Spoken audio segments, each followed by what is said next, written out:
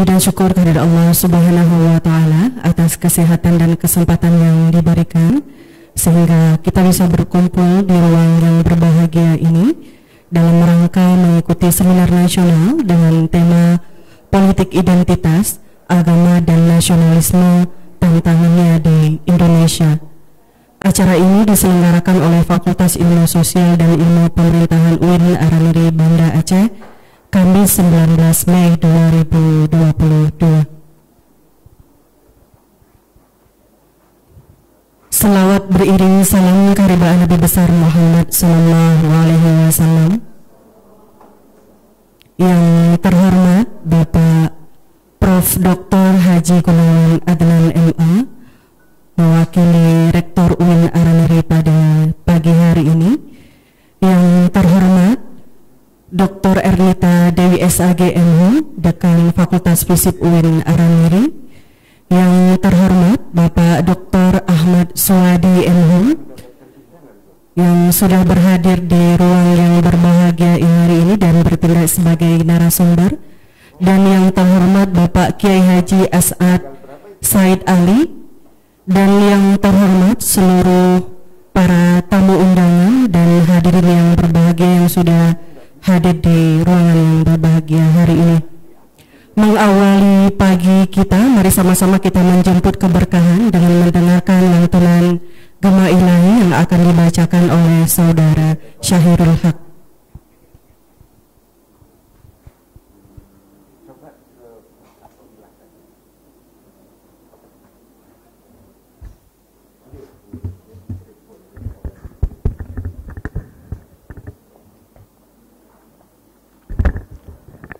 Assalamualaikum warahmatullahi wabarakatuh.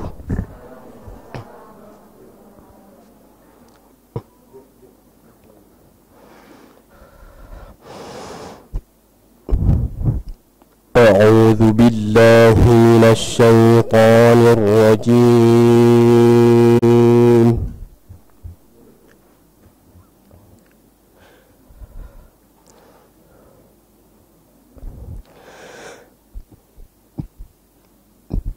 Bismillahirrahmanirrahim.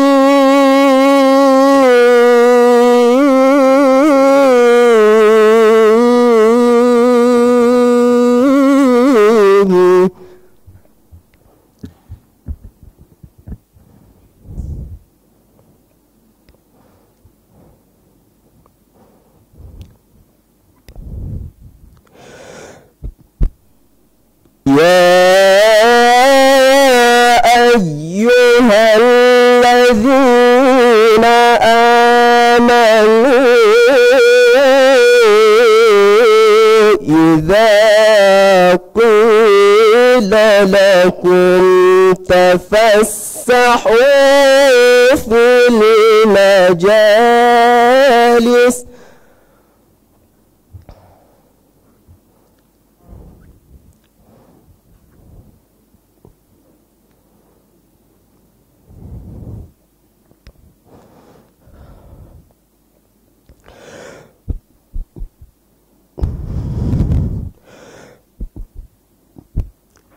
إذا قيل لكم تفسحوا في المجالس فافسحوا يفسح الله لكم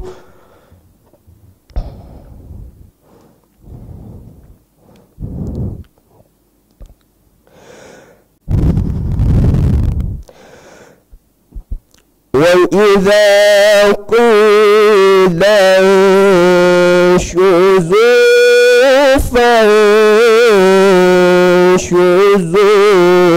يرفع الله الذين آمنوا منكم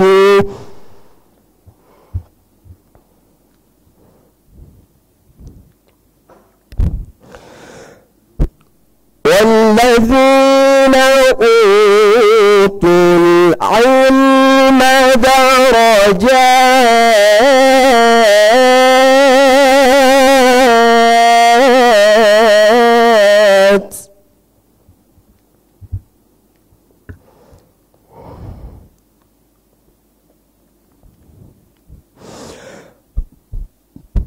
والله بما تعملون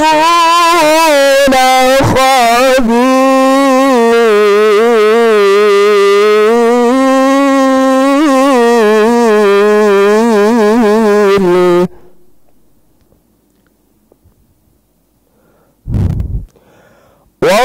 والله بما تعملون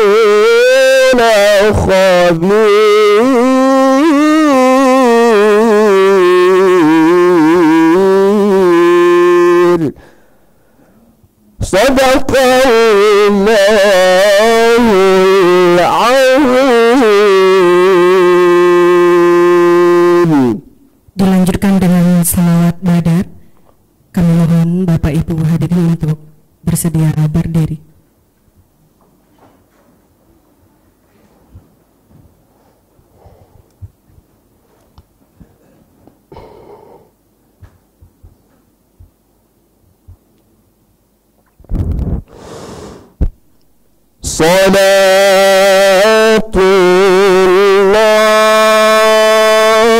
Salatullah salamullah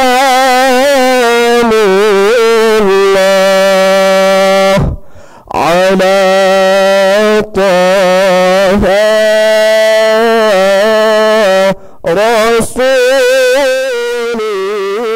rasulillah salatullah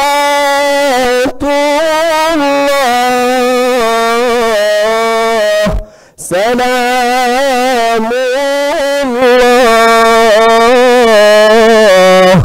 ala sayyidi habibillah salatullah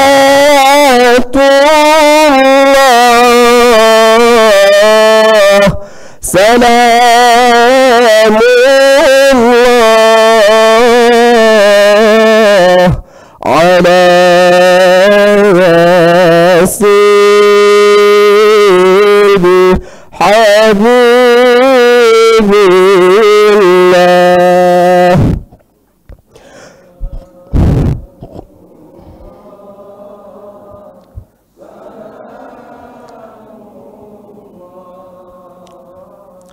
على طه رسول الله صلاة الله سلام الله على سيدي حبيب الله توسلنا بسم الله وبهادي رسول الله توسلنا بسم الله وبهادي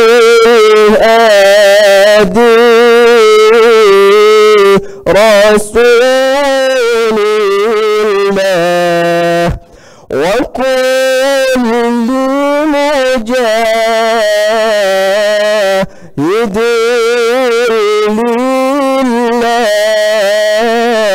لله بأهل البدر يا الله وكل مجاهد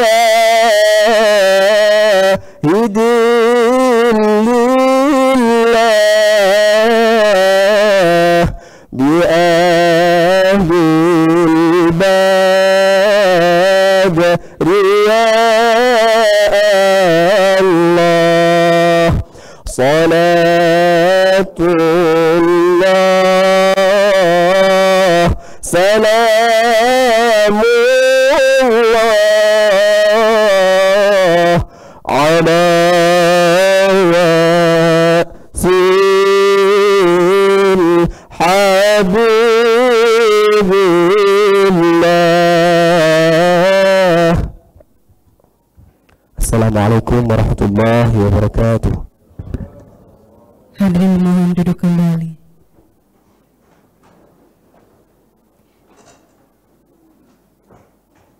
Bapak Ibu, selanjutnya menyanyikan lagu Indonesia Raya yang akan dipandu oleh Saudari Khalidah Ulfa.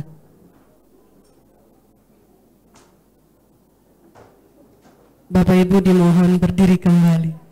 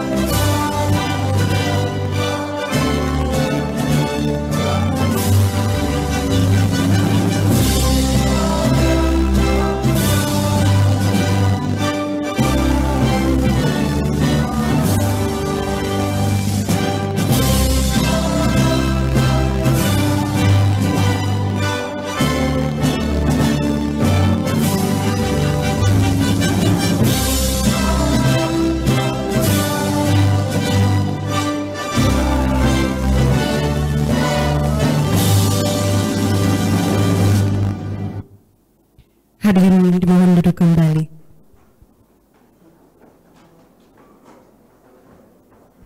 Bapak Ibu hadirin yang berbahagia, selanjutnya mari sama-sama kita mendengarkan sambutan sekaligus pembuka acara yang akan disampaikan oleh Wakil Rektor 1 UIN Araniri, Banda Aceh, yang terhormat Prof. Dr. Haji Gunawan Adnan MA.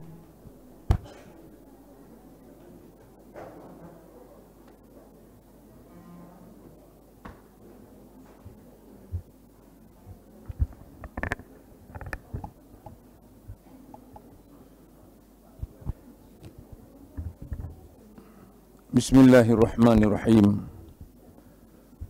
Assalamualaikum warahmatullahi wabarakatuh. Alhamdulillah. Alhamdulillahilladzi alqa'il fi kitabil aziz. Yarfa'illahu alladhina amanu minkum walladhina utul ilma darajat. Asyhadu an la ilaha illallah wa asyhadu anna Muhammadan abduhu wa rasuluh. Allahumma salli wa sallim wa barik ala sayyidina wa maulana wa habibina wa qudwatina Muhammadin wa ala alihi wa ashabihi ajma'in, amma ba'd. Wa qala Allah ta'ala fil Qur'anil Karim huwa asdaqul qailin. A'udzu billahi minasy syaithanir rajim. Bismillahirrahmanirrahim. Wa ma arsalnaka illa rahmatan lil alamin. Wa qala sallallahu alaihi wasallam fi hadis syarif, innama bu'istu li utammima makarimal akhlaq. Wa qala aidan fi hadisil akhar, khairun nas anfa'uhum linnas. Sadaqallahul azim wa sadaqa rasuluhul karim. Wa nahnu insyaallahu ala dzalika minasyahidin wasyakirin. Tama-tama marilah sama-sama kita memanjatkan puji dan syukur kehadirat Allah Subhanahu wa taala, di mana pada pagi berbahagia ini berkat kudrah, iradah, inayah beserta ma'unahnya kita telah dapat melaksanakan satu acara yang sangat penting dalam rangka memastikan kontribusi kita kepada bangsa, negara, dan agama kita, dalam rangka menjadikan kita sebagai bahagian daripada kontribusi positif, bukan problem, bukan hambatan bagi terbentuknya atau terjadinya atau terwujudnya negara bangsa yang aman, damai, serta adil sentosa. Karena agama dan sekalian harus menjadikan kita menjadi bagian daripada solusi bagi bangsa dan negara serta agama ini. Maka oleh karena itu kita orang beragama harus punya korelasi positif antara keagamaan kita di satu sisi dengan keberadaan kita sebagai added values kepada agama dan bangsa kita. Oleh karena itu kita bersyukur hari ini telah datang dan berkesempatan hadir di kampus kita tercinta ini dua orang guru kita yang sangat terhormat. Ini juga berkat izin Allah, beliau berdua tanpa halangan bisa hadir. Pertama yang terhormat, yang mulia, Bapak Kiai Haji As'ad Said Ali. Beliau alhamdulillah satu role model kita dalam rangka memberikan kontribusi putih kepada negara tercinta ini. Beliau lebih kurang sebelum itu menjabat sebagai Wakabin. Beliau sipil, beliau kiai, tetapi tidak menghambat beliau berprestasi dan memberikan kontribusi positif dalam rangka menguatkan, mengokohkan persatuan, kesatuan, dan kestabilan negara kita. Dalam jabatan beliau kapasitasnya sebagai wakil ketua atau kepala BIN, Badan Intelijen Nasional atau Negara. Yang kedua, tidak kalah penting, Bapak Dekan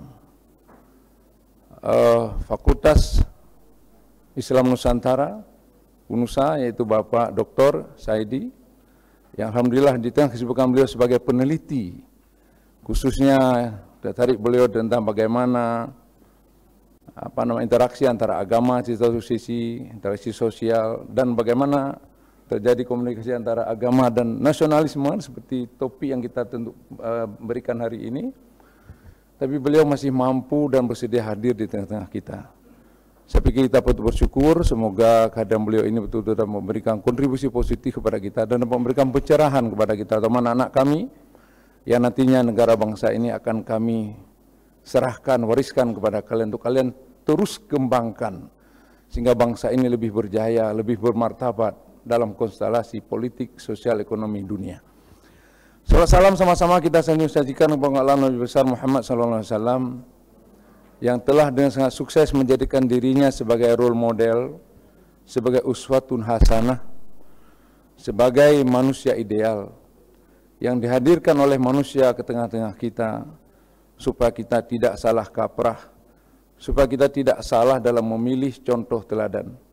Sehingga kemudian dengan sangat tegas Allah mengatakan Al-Quran dengan menggandingkan huruf taukid sekaligus lam dan qad, di mana Allah berfirman, laqad kana lakum fi rasulillahi uswatun hasanah. Beliau tidak hanya mampu berbicara dengan indah, tapi lebih indah lagi akhlak dan kelakuannya. Sehingga tidak hanya layak dipuji oleh manusia, tetapi kemudian Allah sendiri memuji dalam Al-Quran dengan kalimat dalam surah Al-Qalam ayat 6, innaka la'ala khuluqin azim. Wahai Muhammad, sesungguhnya engkau memiliki akhlak sangat mulia. Sebelum saya melangkah lebih jauh, Bapak Kiai dan Bapak Kiai Dr. Saidi, saya mohon maaf untuk menyampaikan mohon maaf dari Bapak Rektor, Bapak Kiai berdua, karena beliau dalam keadaan kurang sehat. Kemarin terjadi sedikit kecelakaan ketika beliau pulang ke Sigli, ke kampung orang tuanya. Ibunya masih ada, Bapak. Orang tuanya sudah lewan meninggal, yang laki. ada meledak ban mobil, lalu beliau sedikit serempet, jadi harus istirahat begitu. Untuk itu saya diminta oleh beliau untuk membuka acara hari ini, acara sangat penting yang semoga nanti saya harapkan semua peserta dapat mengikuti dan sangat baik dan serius, sehingga kemudian dapat kita diseminasi, kita sebarkan, kita jadikan sebagai panutan kita, sebagai acuan kita dalam rangka mengkristalkan, dalam rangka mewujudkan, dalam rangka memastikan bahwa keberadaan kita di negara tercinta ini adalah bahagian daripada solusi, bukan masalah. Ini sekalian, Allah SWT, Founding Father bangsa kita telah memilih kalimat sangat indah, Bhinneka Tunggal Ika, sebagai yang bergantung di kaki lambang negara kita, burung Garuda. Ini kita sebagai anak bangsa harus betul-betul dapat mengamalkan petuah ini, sehingga perbedaan yang sangat mungkin terjadi dan pasti terjadi karena itu bagian daripada sunatullah, tidak lantas membuat kita tercabik-cabik dalam permusuhan. Perbedaan yang ada harus kita pandang sebagai suatu kekayaan, suatu keistimewaan yang Allah berikan kepada kita, untuk kemudian kita dapat sama-sama berkompetisi dalam hal kebajikan, untuk kemudian kita bisa memastikan bahwa kita adalah bagian yang terbaik dari bangsa ini, yang kemudian dapat memberikan nilai lebih kepada orang lain atau anak bangsa yang lain. Karena bangsa atau orang terbaik, kata Nabi dalam hadis yang saya kutip tadi, adalah orang yang paling banyak dapat memberikan added values, nilai-nilai tambah, ataupun kebermanfaatan kepada orang lain. Percuma kita menjadi orang hebat, misalnya sajalah sebagai saya seorang profesor. Percuma kita profesor kalau kehadiran kita asik membuli, bahkan melecehkan dan membodohi orang lain. Seorang profesor baru dianggap dia bermanfaat ketika kehadirannya dapat menjadikan dirinya sebagai misbah, sebagai lampu, sebagai penenang, sebagai pendorong untuk kebangkitan kemajuan orang lain. Karena kehadiran kita itu harus memberikan semacam inspirasi, semacam stimulus untuk kemajuan orang lain dan sekalian. Maka saya ingin juga UIN Araniri, kita bicara dalam konteks lebih luas lagi, harus menjadi sebagai menara air, bukan menara gading. Kalau menara gading kita ivory tower, kita hanya menjadi megah sendiri, gagah, kuning, mahal. Tetapi keberadaan kita tidak dapat memberikan nilai lebih kepada daerah sekitar kita. Sekitarnya jadi semak belukar. Kita ingin UIN Araniri ini dengan menghadirkan narasumber nasional bahkan internasional, supaya kita masuk bagian daripada menara air yang dapat mengairi, menyuburi, menghidupi daerah dan juga masyarakat sekitarnya. Inilah mimpi kita semua hadirin sekalian. Maka hari ini kita bersenang, kita berbahagia, kita bersyukur pada Allah, dan berterima kasih kepada narasumber kita, Bapak Kiai Haji Said Ali beserta Kiai Dr. Saidi. Kehadiran beliau kita harapkan akan mampu membantu kita dalam rangka mewujudkan kehadiran UIN dan kita semua sebagai bagian daripada solusi, bagian daripada jalan keluar dari setiap masalah kebangsaan, keagamaan, dan keindonesiaan kita. Saya pikir ini yang dapat sampaikan atas nama pimpinan UIN Araniri tercinta ini.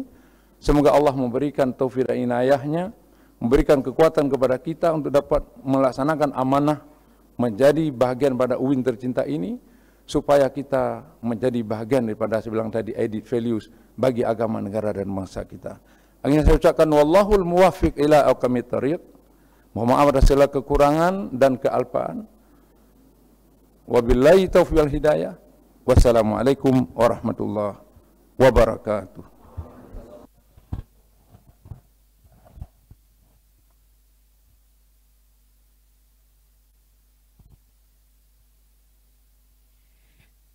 Terima kasih kepada Prof. Dr. Haji Gunawan Adnan MA yang sudah memberikan sambutan dan pembukaan di seminar nasional pada pagi hari ini. Selanjutnya, pengantar kegiatan yang akan disampaikan oleh Dekan Fakultas Ilmu Sosial dan Ilmu Pemerintahan UIN Araniri, yang terhormat Dr. Ernita Dewi SAG MH.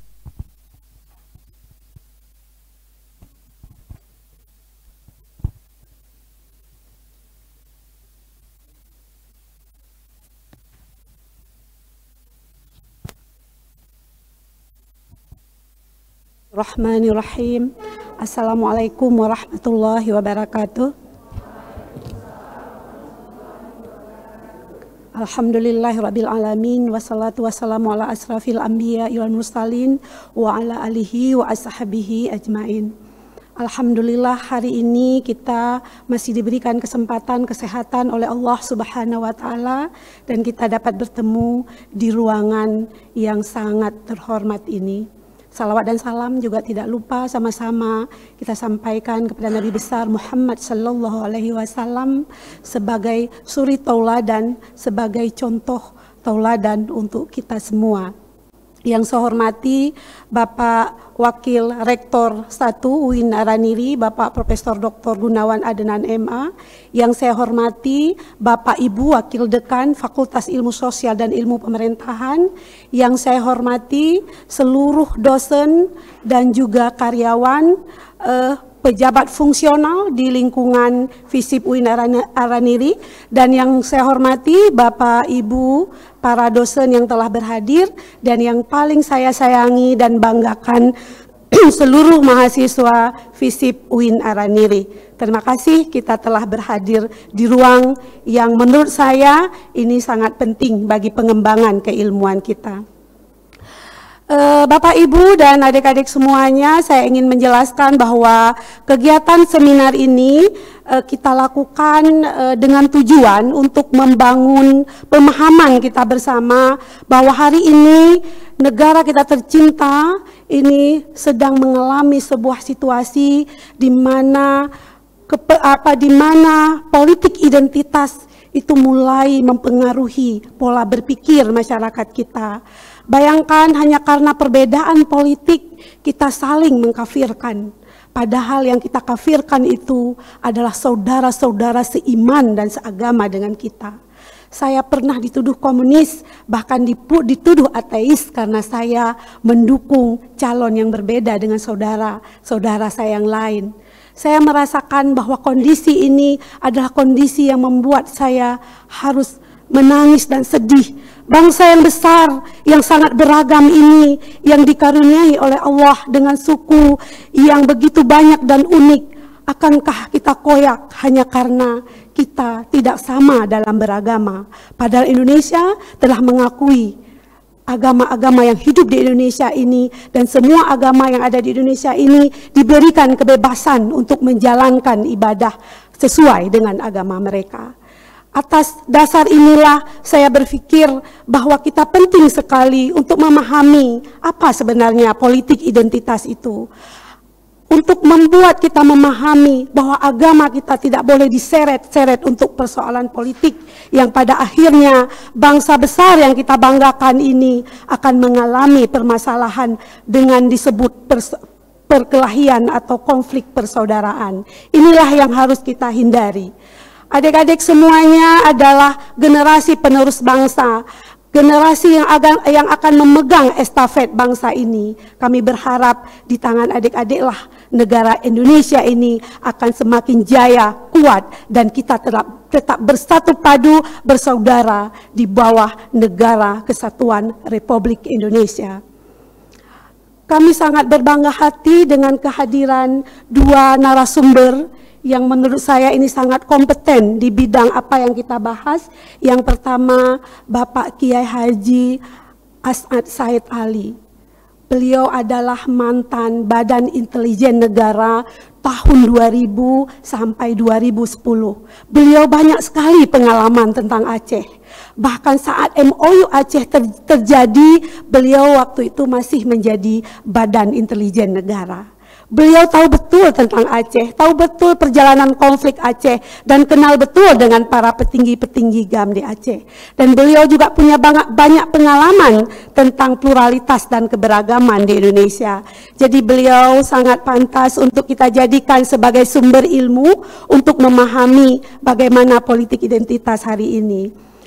Kemudian yang kedua ada Bapak Dr. Ahmad Suaedi, MHum. Beliau juga seorang yang sangat memiliki banyak ilmu dalam bidang politik identitas dengan penelitian beliau yang begitu banyak, dan kita berharap dari beliau berdua kita memperoleh banyak ilmu. Saya secara khusus mengucapkan terima kasih kepada Bapak Kiai Haji Hasan Ali dan juga Bapak Ahmad Suedi. Saya ingin menceritakan sedikit kisah yang saya harus menangis bahwa kami tidak sanggup membayar kehadiran Bapak narasumber berdua mengingat pendanaan kita yang kecil.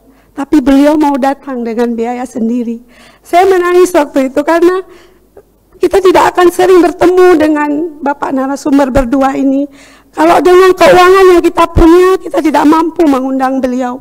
Tapi beliau begitu ingin berbagi, begitu ingin membagi ilmunya pada kita. Dan beliau ingin sekali semua kita, masyarakat Indonesia, itu bisa bersatu di bawah persatuan. Jangan kita berpikir tentang cerai-berai, konflik, ataupun apapun.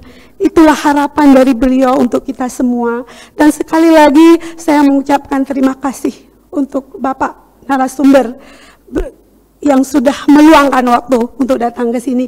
Dan semua adik-adik yang telah bergabung, mari kita mengambil banyak ilmu dari bapak-bapak berdua yang sudah hadir di hadapan kita. Hanya itu yang dapat saya sampaikan. Wabillahi taufiq wal hidayah. Wassalamualaikum warahmatullahi wabarakatuh.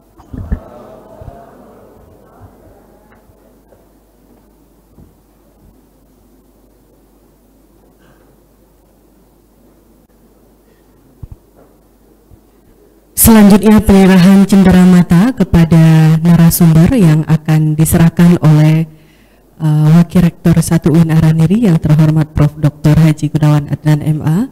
Kepada Bapak kami mohon berkenan untuk mengambil tempat di depan.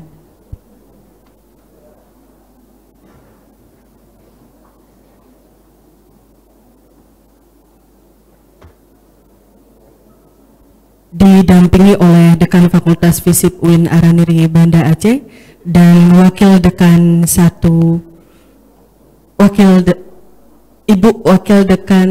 Bapak Wakil Dekan 1 dan didampingi oleh Ibu Wakil Dekan 2.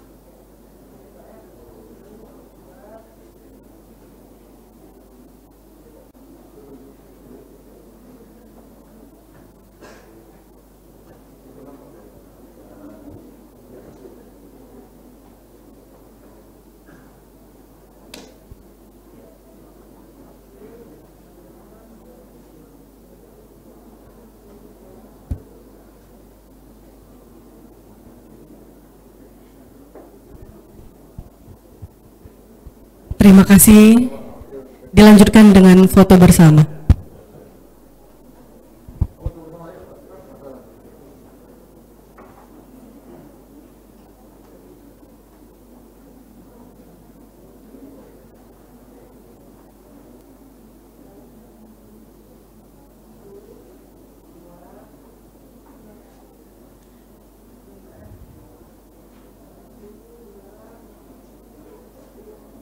Selanjutnya kami undang Ketua Panitia Pak Said Amirul Kamal juga untuk mengambil gambar bersama.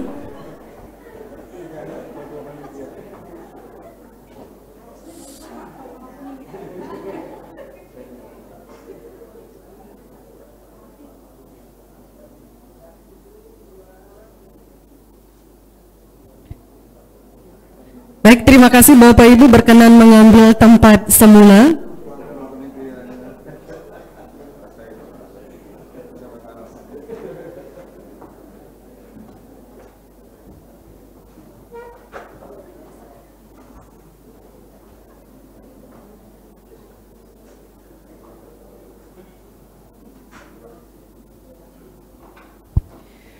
Bapak Ibu hadirin yang berbahagia, mari kita menutup seremonial di pagi hari ini dengan pembacaan doa yang akan dibacakan oleh Bapak Jalaluddin MPD.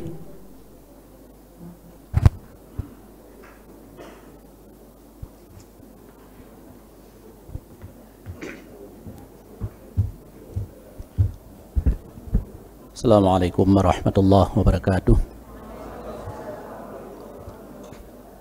A'udzu billahi minasyaitonir rajim. Bismillahirrahmanirrahim. Alhamdulillahi rabbil alamin. Hamdan yuwafi ni'amahu wa yudafi'u niqamahu wa yukafi'u mazidah. Ya Rabbana lakal hamdu wa lakash syukru kama yanbaghi li jalali wajhikal karim wa 'azimi sultanik. Allahumma salli ala sayyidina Muhammadin bi'adadi kulli harfin jara bihil qalam.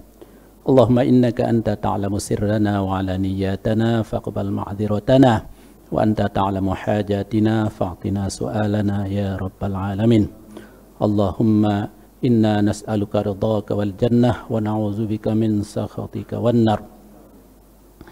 Allahumma zidna 'ilman nafi'an wa fahma wa alhiqna bis salihin.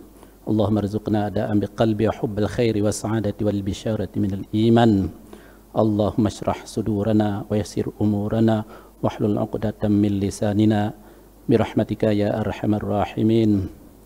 Rabbana taqabbal minna du'aana innaka antas sami'ul 'alim wa tub 'alaina ya maulana innaka antat tawwabur rahim. Rabbana srif 'anna 'adzab jahannam inna 'adzabaha kana gharama innaha sa'at mustaqarra wa muqama. Rabbana khtim lana ya Allah bihusnil khatimah ولا تختم آجلنا يا مولانا بسوء الخاتمة والحمد لله رب العالمين. السلام عليكم ورحمة الله وبركاته.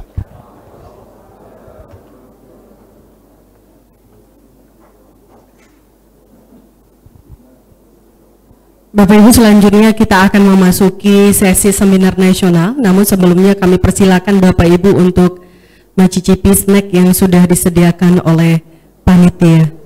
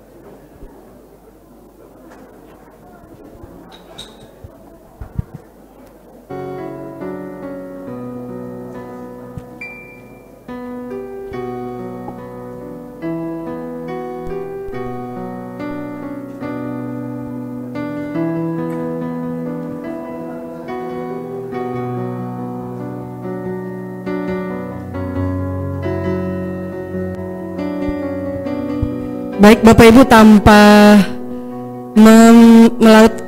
memakan waktu yang lebih banyak, kita akan terus memasuki seminar nasional kita pada pagi hari ini, yaitu bertema politik identitas, agama dan nasionalisme, tantangan di Indonesia. Dan di sini sebagaimana kita ketahui sudah hadir kedua narasumber kita.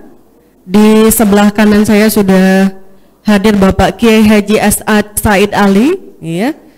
Terlebih dahulu saya akan memperkenalkan dulu karena kalau tak kenal maka tak sayang, ya.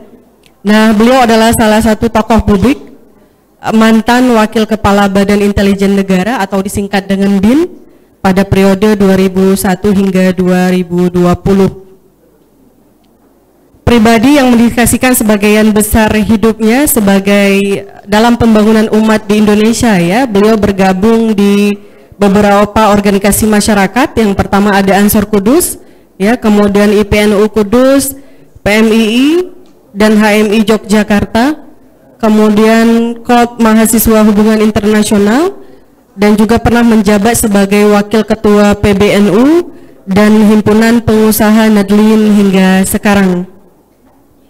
Nah, aktivitas beliau sekarang ini aktif memberikan kuliah umum di beberapa perguruan tinggi dan juga narasumber di dalam dan di luar negeri.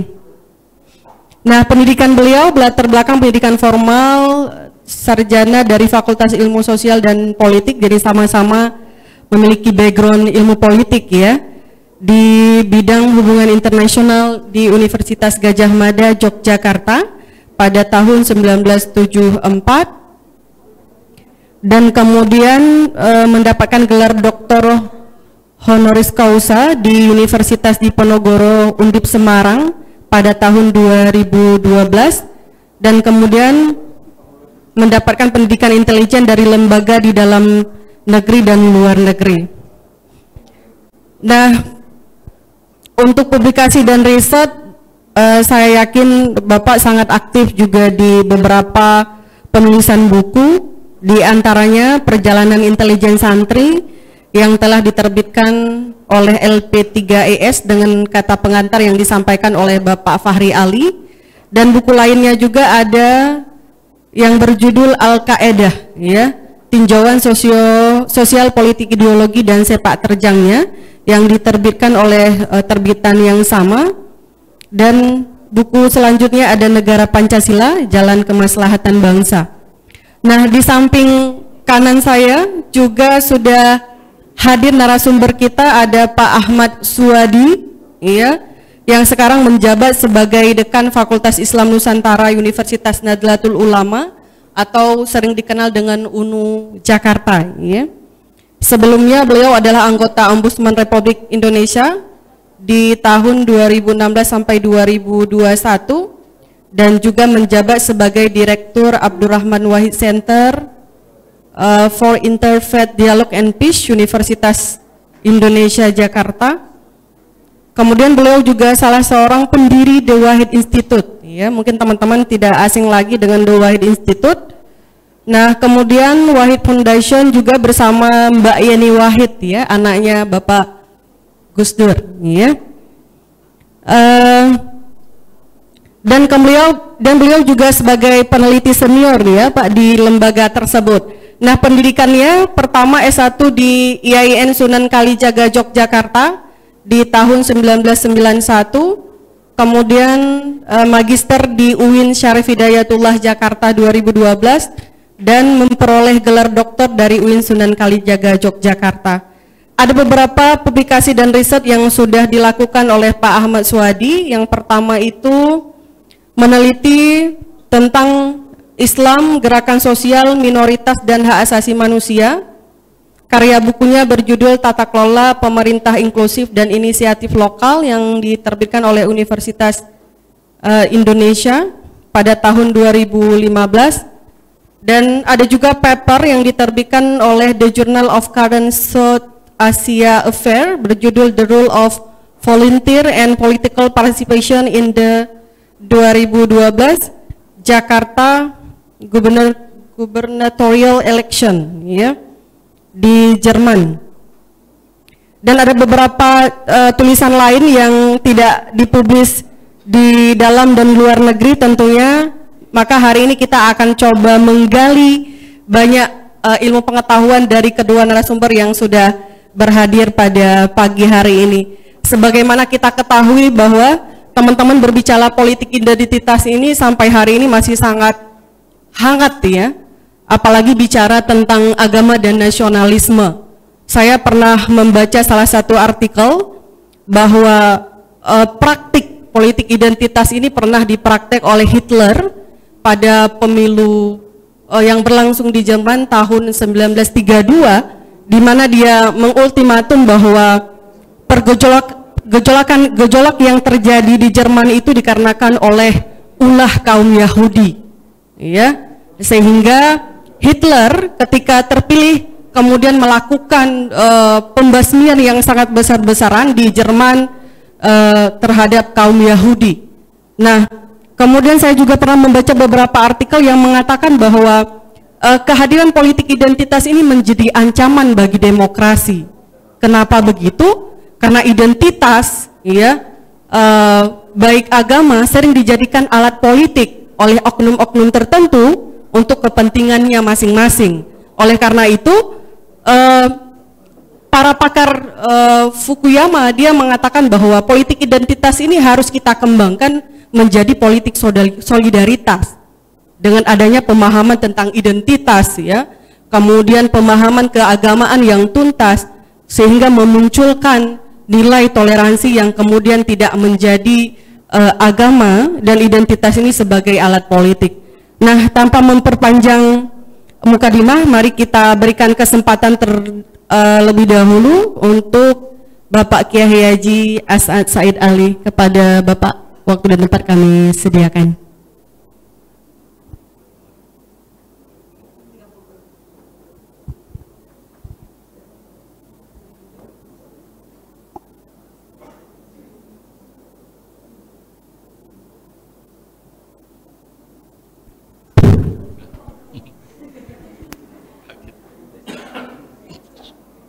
Assalamualaikum warahmatullahi wabarakatuh.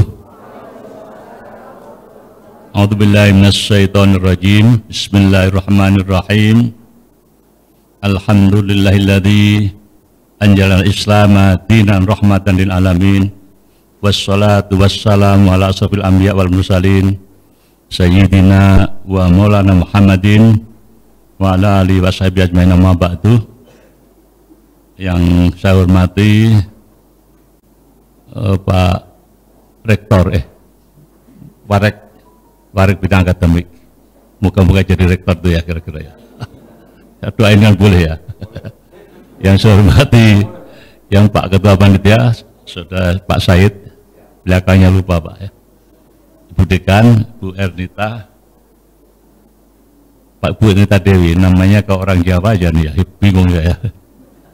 Moderator, Bu Menurut Aklima, namanya Bu Aklima, dan Pak berdoa tadi namanya Pak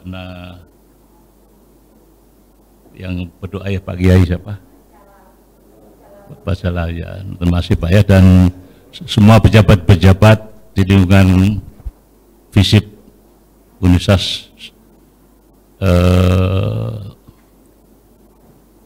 UIN ya, dan sudah yang saya banggakan adik-adik generasi muda intelektual Aceh ini. Anak saya 4, umur saya 17, dibalik Desember nanti 72, jadi bukan muda lagi, tapi alhamdulillah masih sehat. Kalau darah saya diukur 2 hari yang lalu masih 89, jadi masih sehat Pak ya. Bangunnya tengah malam, insya Allah sehat. Kalau bangunnya ada pagi-pagi kurang sehat ya. Alhamdulillah saya diundang, terima kasih Bu Ernita, Pak, ini saudara saya yang baru nih, Pak Adnan, Gunawan Adnan, diundang untuk acara pada hari ini, dan ini topik yang sangat penting sekali. Sudah saya berikan paper, tapi saya akan bicara bebas saja supaya bisa sharing pendapat dengan Bapak-Bapak sekalian. Saya sebenarnya orang pesantren, dari Ibtidaiyah, Sanawiyah, sampai perguruan tinggi pun syaratnya bapak saya boleh kuliah tapi harus di pesantren. Jadi saya muridnya Kiai Ali Maksum yang mendirikan Jero Islam Nahdlatul Ulama tahun sekian. Jadi NU itu identitasnya apa? Kita identitasnya NU, Muhammadiyah, identitas Muhammadiyah. Jadi politik identitas boleh ya boleh, dengan catatan inklusif. Ya, kan gitu ya. Misalnya saya orang NU, saya kan fanatik pada NU kan, fanatik, tetapi inklusif. Karena apa? Mengenal itu ukhuwah Islamiyah, ukhuwah wataniyah, ukhuwah basariyah. Jadi orang Islam itu inklusif. Kenapa tidak menjadi inklusif? Ada faktor lain. Nah, saya ingin jelaskan politik identitas awalnya apa. Jadi tahun 1618 sampai 1648 ada perang agama antara yang sekarang menjadi Protestan dan orang Katolik. 30 tahun di Eropa. Indonesia, Aceh sampai Papua tidak pernah ada perang agama. Itu beda. Itu beda, sangat beda. Mereka pecah. Akhirnya apa? Protestannya menang, menghilangkan Imperator Kristen yang Paus sebagai raja dari Katolik dihapus. Nah, orang Protestan yang menang ini membuat negara bangsa dan demokrasi, mengatakan Katolik itu yang kalau ingin punya pemerintah lagi namanya dia politik identitas. Itu yang pertama misalnya itu. Lah kita ini apa? Kita bukan demokrasi model Barat, demokrasi bagi Pancasila. Nanti saya jelaskan lebih lanjut. Nah, kemudian kenapa menjadi politik identitas itu sepanjang dia inklusif, sepanjang dia ngawi Pancasila, ya udah selesai persoalan. Itu sebenarnya yang terjadi. Ini politik identitas yang positif, politik identitas negatif lain lagi yang katakan tadi. Ya, jadi sekarang ini kalau orang Eropa bicara politik identitas itu beda dengan yang kita maksud di sini, kenyataannya begitu. Saya akan jelaskan lagi. Perang 30 tahun itulah melahirkan namanya demokrasi, melahirkan negara bangsa. Dulu nggak ada. Kalau di Islam itu khilafah Islamiyah, kalau di Kristen namanya bahasa Arabnya Imperator, kekaisaran yang di bawah paus. Itu nggak ada, tinggal menjadi demokrasi, nations negara bangsa itu. Lah kita ini nations negara bangsa, kita ikut demokrasi. Tapi demokrasinya beda dengan Barat. Dia sekuler, agama tidak masuk. Karena apa? Menurut yang pemenang tadi, yang sekarang berkuasa di dunia ini, ya, mengatakan agama tidak boleh jadi elemen negara. Jadi agama dipisah dengan negara. Itu Eropa begitu, sampai sekarang begitu. Negara bangsa, tapi agama dipisah dari negara. Kita tidak begitu. Kita ini, maaf ya, ada tokoh nih, Nurdin Narani, Syekh kita. Saya baca di bukunya, saya lupa, tidak salah bukunya Bawadoya Masari, mengatakan bahwa, Syekh mengatakan bahwa Islam itu seperti buah. Kalau di Arab, yang hidup, yang berbuah adalah tamar, kurma. Di Aceh, di Indonesia namanya tamar hindi, buah kelapa. Sama saya buah, sana tamar, kurma, ini tamar hindi, buah kelapa. Jadi Islam itu ya satu, cuman dalam penerapannya bisa macam-macam. Itu dari Aceh. Artinya budaya dan agama itu bisa ditautkan. Inilah kelebihan dari orang Indonesia. Politik negara bagi kita bisa ditautkan. Ya kan? Itulah namanya Alfred Stephen, penulis Amerika, mungkin Pak Sweti kenali. Pak Sweti, maaf ya, tak sebut namanya, kenal dia. Dia mengatakan twin toleration. Apa saudara kembar negara dan agama seperti saudara kembar. Agama menolosi negara, negara juga menolosi agama. Maksudnya apa? Islam di Indonesia tidak memaksakan menjadi hukum formal, hukum, tetapi negara juga tidak melarang agama. Jadi tak pikir pinter ya, tulis kembar. Setelah saya baca maja itu dari Imam Ghazali, ya, ad-dinu was-sultanu tau amani, agama dan negara seperti saudara kembar. La yatimu ahaduma, tak bisa dipisahkan satu dua-duanya. Ad-dinu kharis was-sultan, ad-dinu azaz was-sultanu kharis, penjaga. Itu. Jadi rupanya si Alfred Stephen nyontek dari situ.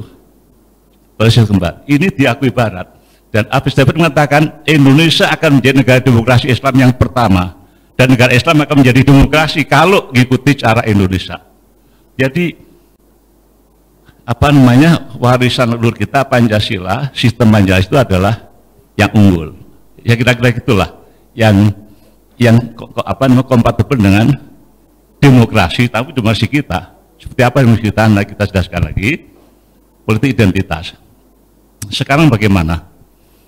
Misalnya gini, Jerman, ada Partai Kristen Demokrat, identitas kan? Tapi inklusif, ngakui undang-undang dasarnya itu identitas. Jadi kita harus mana identitas itu dua macam, yang eksklusif sama yang inklusif. Karena apa, ini bangsa kita sendiri jangan sampai kita sudutkan pada tepi jurang dia hancur, tidak boleh, harus menjadi diragel kembali. Dikatakan adik kita al-ikhtilafu rahmah, perbedaan itu adalah karunia Allah. Itu begitu. Jadi kita tidak usah saya termasuk orang yang suka merangkul orang, tapi tidak, kecuali kalau terpaksa dia kayak HTI ditarik tidak ngakui Pancasila, dibubarkan sampai dia sadar gitu loh. Tapi jangan dibunuhi, tidak boleh, bangsa sendiri tidak boleh dibunuhi, gitu. Itu kira-kira gitu. Dan sekarang kemudian politik identitas, neoliberalisme itu kan setelah 80 komunisme hancur, muncullah neoliberalisme yang mengatakan, Fukuyama, Huntington mengatakan bahwa satu-satu ideologi dunia adalah neoliberalisme. Seperti itu, satu-satunya, lainnya udah kalah. Musuh kita katanya, musuh neoliberalisme ada dua. Satu,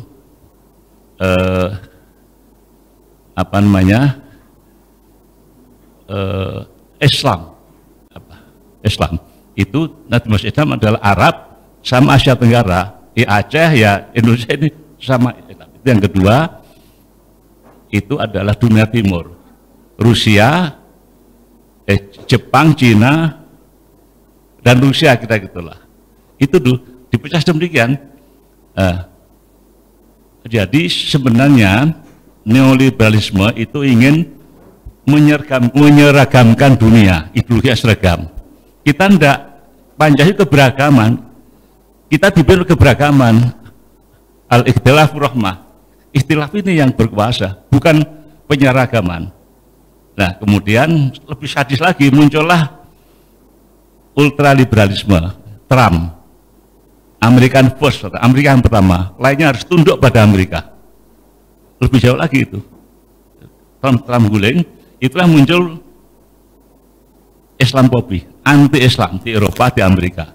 Rasialisme, sampai kemarin orang hitam ditembak, anak kecil nembak, itu adalah bagian dari politik identitas. Identitas itu bisa dipegang oleh setiap orang, yang berbahaya kalau tidak terorganisir, seperti itu loh.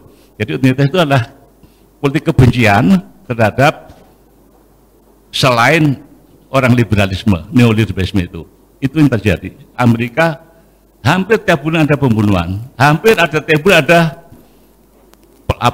penggoda, melempar batu kepada orang Muslim. Di Australia terutama oleh AUKUS, negara Anglo-Saxon, Amerika, Australia, Inggris, itulah negara-negara yang paling itu. Alhamdulillah Inggris malah yang kuat malah Islam, kan banyak ex-Pakistan. Jadi ada kontroversi, pada satu syidat mentolerir kebebasan, pada sisi lain ada kebencian dari masyarakatnya yang terhadap itulah itu yang terjadi. Dan politik identitas itu muncul lagi kuat setelah Trump muncul, dan sampai sekarang adanya begitu, termasuk ke Indonesia. Indonesia bagaimana? Kita kasih contoh ya. Karena faktor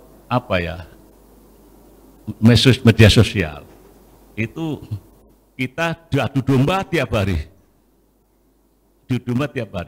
Yang satu menjelekkan Islam, yang satu menjelekkan agama lain. Tiap hari begitu. Di dalam Pancasila itu, saya nulis buku Pancasila tahun 99 tidak salah, 2000 berapa ya? 2009. Saya nulis 4 buku, satu pergolakan di jantung tradisi, saya lihat itu ada suatu perubahan di NU. Yang kedua, negara Pancasila, ini saya ingin membawa orang kepada kita kembali Pancasila. Yang ketiga, ideologi pasca reformasi, yaitu ideologi dunia masuk ke sini yang bikin kisruh. Kemudian yang keempat itu Al-Qaeda, karena saya ahli masalah ini. Yang kelima baru masalah toleransi, yang keenam baru pengalaman saya sebagai intelijen atau mukhabarat, saya tulis di situ. Ini saya juga lupa menyampaikan, ada Pak Khazin Humaydi, dubes di Banon, tokoh P3 dulu yang di Bandung, yang sekarang ikut dengerin ya. Ya saya salam Pak ya, Pak Humaydi. Itu kami lanjutkan bahwa ya persoalan kita ini bagaimana menghadapi politik identitas yang negatif tadi. Ini ada di dalam banyak anak-anak muda, ada banyak orang-orang yang tidak paham sehingga dia berpaham seperti itu. Dan yang kedua juga kita jangan salah mengartikan kalau beda dengan negara langsung duduk politik identitas, jangan. Karena motifnya macam-macam. Seperti itu dulu saya tahu 14 1 juta umat kumpul di Monas, 1 juta umat. Apa itu kita anggap politik identitas? Enggak, sama sekali enggak. Karena apa? Sebelum acara itu datanglah 45 utusan dari 45 Majelis Taklim Jakarta, ibu-ibu semua datang ke saya, namanya Kiai Muhyiddin Ishaq Pak Asad. Ini karena maaf ya PBNU diam, ini gimana 45 masjid ingin unjuk rasa, ibu-ibu semua ya silakan aja, itu kan demokrasi. Yang penting jangan merusak, jangan melupakan sholat 5 waktu, kapan mulai, kapan berhenti, tidak yang baik, dan jangan kekerasan. Itu kenapa? Dia bukan pro Habib Rizik, bukan, itu sama sekali enggak. Orang Betawi bersatu, kenapa? Ada faktor kesenjangan ekonomi. Kira-kira ginilah, lawang udah masa ekonomi kok mau jadi gubernur DKI, adil enggak itu?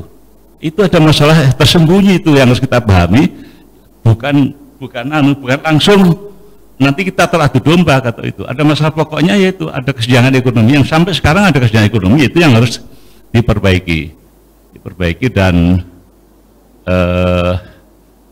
itulah permasalahan pokoknya daripada politik nasional sekarang ini, bagaimana kesenjangan ekonomi itu tinggi, ada oligarki ekonomi yang luar biasa. Ini kenapa? Ini ada sebab yang sangat fundamental nih Pak Sweti ya. Saya nulis buku Bahaya Pancasila. Kenapa saya nulis itu? Saya tahu sendiri bagaimana pasal-pasal Pancasila yang di amandemen itu titipan, bayar dari Amerika. Orangnya dulu di UI, tak tulis di situ. Orang Amerika di UI itu dibayar. Muncullah pasal 28. Dulu kan hanya satu kalimat, sekarang ayat 1 pas 1 sampai C, pas 28 ayat 1 sampai C, A B C D F G. Itu kebebasan A sampai I, itu kebebasan yang kayak barat, 100% kayak barat. Boleh beragama, boleh tidak beragama, itu seperti itu. Walaupun tidak ditulis, kebebasan murni seperti apa. Untung ada 2 orang Muslim, satu Patrias Akbar. Dari mana itu Patrias Akbar?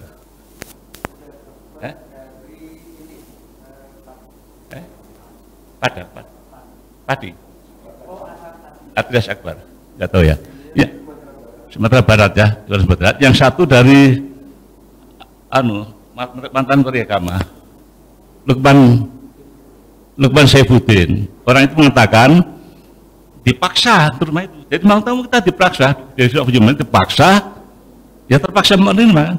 Tapi 2 orang itu ngotot, saya mau itu terima asal dapat 1 pasal, pasal 28J yang berbunyi negara boleh membatasi HAM seseorang kalau HAM itu melanggar HAM orang lain.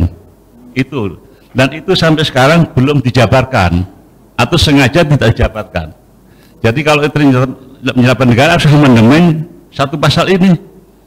Bagaimana kalau agama disentuh? Itu harus Pak, itu ada itu. Ini yang dilupakan, dan saudara saya itu ngotot. Sekarang sayang Pak Anu dituduh korupsi dulu, Pak Patrias, masa kecil sebenarnya itu.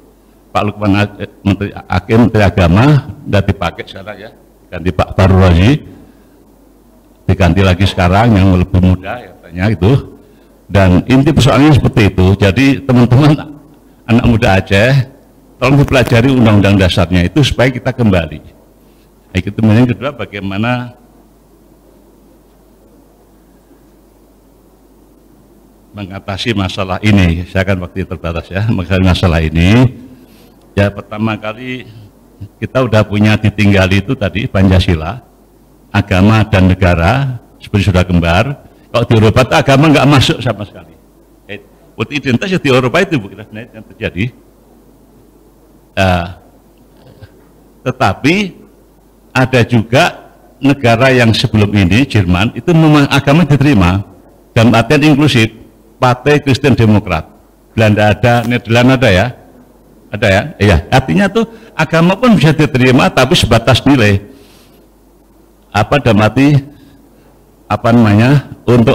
Untuk ekspresi, aspirasi ada orang Kristen agar diterima, tetapi tetap gereja bayar pajak kan? Ada. Kalau kita enggak, Kalau itu gereja bayar pajak, ya kan tuh, enggak boleh dipakai identitas di kantor. Kita boleh pakai kerudung, boleh di kantor, nggak dilarang. Islam boleh berkembang, madrasah disantuni, masjid disantuni. Kalau Eropa, gereja pun harus bayar pajak, nggak boleh dianu, kan agama negara pisah. Ini sistemnya, inilah saya pikir yang terbaik yang ada di dunia. Memang Allah menjadikan itu tadi rahmatan lil alamin, mungkin jalannya dari sini nih. Jadi bagaimana kita adik-adik sekalian ya, kita jadikan aktualisasi Pancasila ini itu dibilang aktualisasi, reaktualisasi. Contohnya begini, di bidang ekonomi. Kalau kita beli jatol, punya rakyat dibebasin kan, adat pun disikat. Ada orang Aceh yang di Medina, tanahnya disikat negara, itu usul. Saya nggak mau. Apanya apa? Dia dapat saham dari jalan itu, bangunan itu, dari dia dapat saham. Kalau ada contoh, kenapa enggak begitu? Jadi misalnya di Aceh itu tanah adat, ya Pemda yang dapat saham, tidak dikuasai oleh harki. Masa yang punya orang itu loh, itu ya, ini harus diperbaiki, reaktualisasi. Saya bukan anti pemerintah, ya kan, pendapat boleh, pendapat yang baik. Jadi di Papua itu tuh pada marah orang Papua kan, tapi solusinya itu ya, itu kalau gitu ya Pemda dapat saham dari jalan itulah. Jadi ada apa nih, fungsi keadilan, ada keadilan dan pemerataan. Demokrasi itu kan dasarnya 3 ya, equality, musyawarah, kemudian apa, kebebasan, liberty, apa bahasa Arabnya itu, huriyah, dan equality dan equality ya, musyawarah dan ya demokrasi, musyawarah ya, dan persaudaraan ya. Wah, itu jadi kita udah punya sistem yang unggul, yang luar biasa, dan itu bukan ujuk-ujuk datang, tapi melalui satu proses. Bangsa Indonesia kan tidak pernah ada, dulu kan tidak ada, adanya Majapahit, ada Demak sedikit, Aceh, tapi terpisah-pisah. Begitu merdeka, tiba-tiba muncul itu ada sejarahnya. Yang saya tahu sampai sekarang Timur Tengah itu kan terpecah-pecah menjadi banyak negara, 22 negara. Kita segede Timur Tengah tapi dalam satu negara. Kenapa? Ya ulama-ulama kita yang pintar, yang apa namanya, pertama yang muncul kan nasionalisme Budi Utomo, nasionalisme Jawa, identitas kan Mbak, identitas Jawa itu. Tapi dia merasa orang Jawa aja tidak bisa hidup tanpa orang lain, inklusif, itu maksudnya gitu loh. Kemudian Budi Utomo lahirlah SI Syarikat Dakwah Islam, Syarikat Dakwah Islam, Budi Utomo 28, muncul Muhammadiyah tahun 2012, NU tahun 2006. Lah khilafah Islamnya itu sudah dibicarakan di Kongres Umat Islam yang ada Syarikat Islam 1921 sampai 1931, 10 tahun dibicarakan saat Islam. Bagaimana nih khilafah Islamnya sudah jatuh di Turki, apa yang harus dilakukan? 10 tahun tiap Kongres. Yang keluar pertama adalah Mbak Wahab sama Kiai Asnawi Kudus. Saya orang Kudus, saya tahu, mengatakan keluar, saya tidak mau khilafah Islam karena di Turki 1924 udah nggak ada, dan kalau ada kita berantem rebutan siapa yang jadi khalifah, itu kira-kira gitulah. Muhammadiyah tahun 26 menarik diri Kongres Khilafah, tinggal SI, akhirnya tahun 31 kita tidak usah bicara soal khilafah. Memang ada kitabnya, tapi tidak relevan lagi dengan keadaan. Saya tidak menentang orang yang khilafah, tapi relevansinya udah nggak cocok lah kita, karena itu bukan fatwa ain ya, itu tidak cocok. Jadi yang kita ada ini bagaimana Pancasila atau ikhtilaf itu tadi menjadi bagian dari kita. Kemudian apalagi ini, kita udah punya misalnya SARA, misalnya penistaan agama, itu kan dibangun Bung Karno tahun 1960. Bung Karno berikan peraturan pemerintah mengenai penistaan agama, judulnya saya lupa, tahun 65, karena intinya waktu itu seingat saya di Palembang ada masjid besar Palembang, imamnya itu difitnah PKI, oleh PKI, istrinya 4 di dalam masjid difitnah. Bung Karno bikin undang-undang itu tidak boleh menghina Islam, kira-kira gitulah. Tahun 65 diperkuat tahun nomor 29, undang-undang nomor 29. Itu jadi agama dilindungi oleh negara, karena kita perlu agama. Negara bisa berkuasa, tapi yang merekatkan masyarakat adalah para kiai, para santri, para dosen, begitu kan, kira-kira gitulah, seperti itu. Kemudian juga nilai apa namanya, sopan santun, nikah tak rujuk kan tetap, iya kan, tetap dari kalau santri yang bisa itu, kira-kira begitulah, gotong royong. Jadi ini agama dan negara tahu amani tadi. Saudara yang tidak mungkin dipisahkan. Inilah modal kita dalam menghadapi Barat dan menghadapi kalau terorisme itu kan, Barat salah ngerti, dia mengatakan seolah-olah itu Al-Qaeda, ISIS mewakili orang Islam, padahal dia kan melawan pemerintahnya sebenarnya dulu. Pemerintahnya, kalau itu saya ikuti sekali teror dia. Teror itu kan terjadi ketika ada perang Afghanistan. Saudi, Amerika Serikat, NATO punya proyek bagaimana mengeluarkan Rusia dari Afghanistan. Tahun 80 masuk, 82 masuk, tahun 90 akhirnya Amerika katakan, ayo kita usir Rusia dari Afghanistan. Apa yang dipakai siapa? Proxy war. Pakistan sama Saudi, duitnya Saudi, ideologinya Pakistan, tempat pelatihan. Itu perang Afghanistan. Rabita Alam Naslami minta Indonesia ngirim sukarelawan. Perintah nggak boleh. Apa yang dikirim? XDITI seluruh Indonesia dikirim ke sana. Itulah kemudian jadi terorisme. Ada satu angkatan GPI Pak Nasir, tapi hanya satu angkatan tidak cocok menarik diri. Itulah menjadi terorisme. Jadi siapa yang salah? Terorisme itu kan berakhir perang 82 sampai 90. Setelah itu sebenarnya pulang mereka. Oleh Amerika, kan Rusia jatuh, digunakan untuk memecah Yugoslavia, ya di Serbia, disebar kemana-mana. Itu yang terjadi. Jadi Barat pun tanggung jawab. Saddam Hussein dijatuhkan, muncullah terorisme, seperti itulah. Jadi ya, kalau terorisme ya yang tanggung jawab bukannya kita, ya mereka itu yang tanggung jawab. Yang Barat itu sebenarnya ikut tanggung jawab. Kita salah, tapi itu. Dan kita menjadi dituduh seolah-olah labelnya di teroris adalah orang Islam. Oleh karena itulah saya waktu di NU itu membentuk NU di Afghanistan, ex-Taliban, mau tuh, tak undang ke Jakarta, ke Surakarta, ada 6-7 kali di NU dulu ya, tak bawalah ke pesantren di Yogyakarta, Pandanaran, ada santrinya 7.000, rombongan dari Surabaya terlambat, sampai jam 8 malam baru datang, disambutlah dengan sholat badar tadi, santri wanita perempuan dengan gaya santri kan mesti begini kan, tidak berani natap gurunya. 12 tamu itu salah satu ingin bicara, namanya Maulana Kolamuddin, mantan Menteri Agama Taliban. Nangis dia, saya ingin bicara, nangis. Saya dulu punya santri seperti ini, sekarang nggak ada lagi. Anak-anak sekarang mainnya pakai mainan senjata angin, senjata perang-perang itu. Jadi tidak ada ikut pengajian. Saya ingin seperti ini, ada di Afghanistan itu. Kamu bawa NU ke sana, kita gitulah. Saya bawa NU ke sana. Jadi apa namanya? Mereka menjadi kasar ya karena Amerika juga.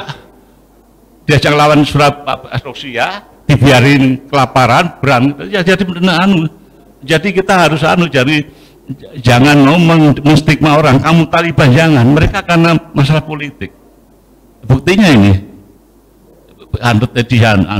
jadilah, dan pemerintah kita membantu memberikan masjid, zaman Pak PSBY disambung Pak Jokowi di masjid sama klinik, dan jadilah sana gedung persahabatan Indonesia Afghanistan di pinggir kota di Kabul, namanya nggak NU ya, NU Afghanistan, tapi bukan madhab Syafi'i tapi madhab Hambali, karena memang Hambali, kemudian tapi Asy'ariyah, Maturidiyah sama dengan kita, dan jadi mereka saya ketemu namanya itu almarhum Rasul Sayap itu ya ideologinya setengah Wahabi, kemudian ada Bunai Rabbani, pendiri Ikhwanul Muslimin, dia mengatakan ini yang selamatin hanya Islam Asia Tenggara, kita Brunei, Malaysia, kita Islam Asia Tenggara,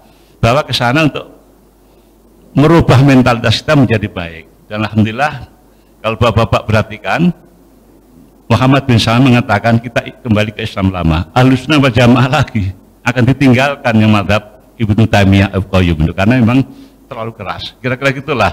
Jadi apa yang didakan para ulama dari ya saya kata-katik semacam Kiai Nuruddin Ar-Raniri Asy'ah itu kan sama dengan yang diajarkan kiai-kiai di Tanah Jawa, seperti itulah, sama di Minang, sama agama dan budaya itu jangan dipisah menjadi kesatuan, tapi jangan sampai terjadi syirik macam-macam itu.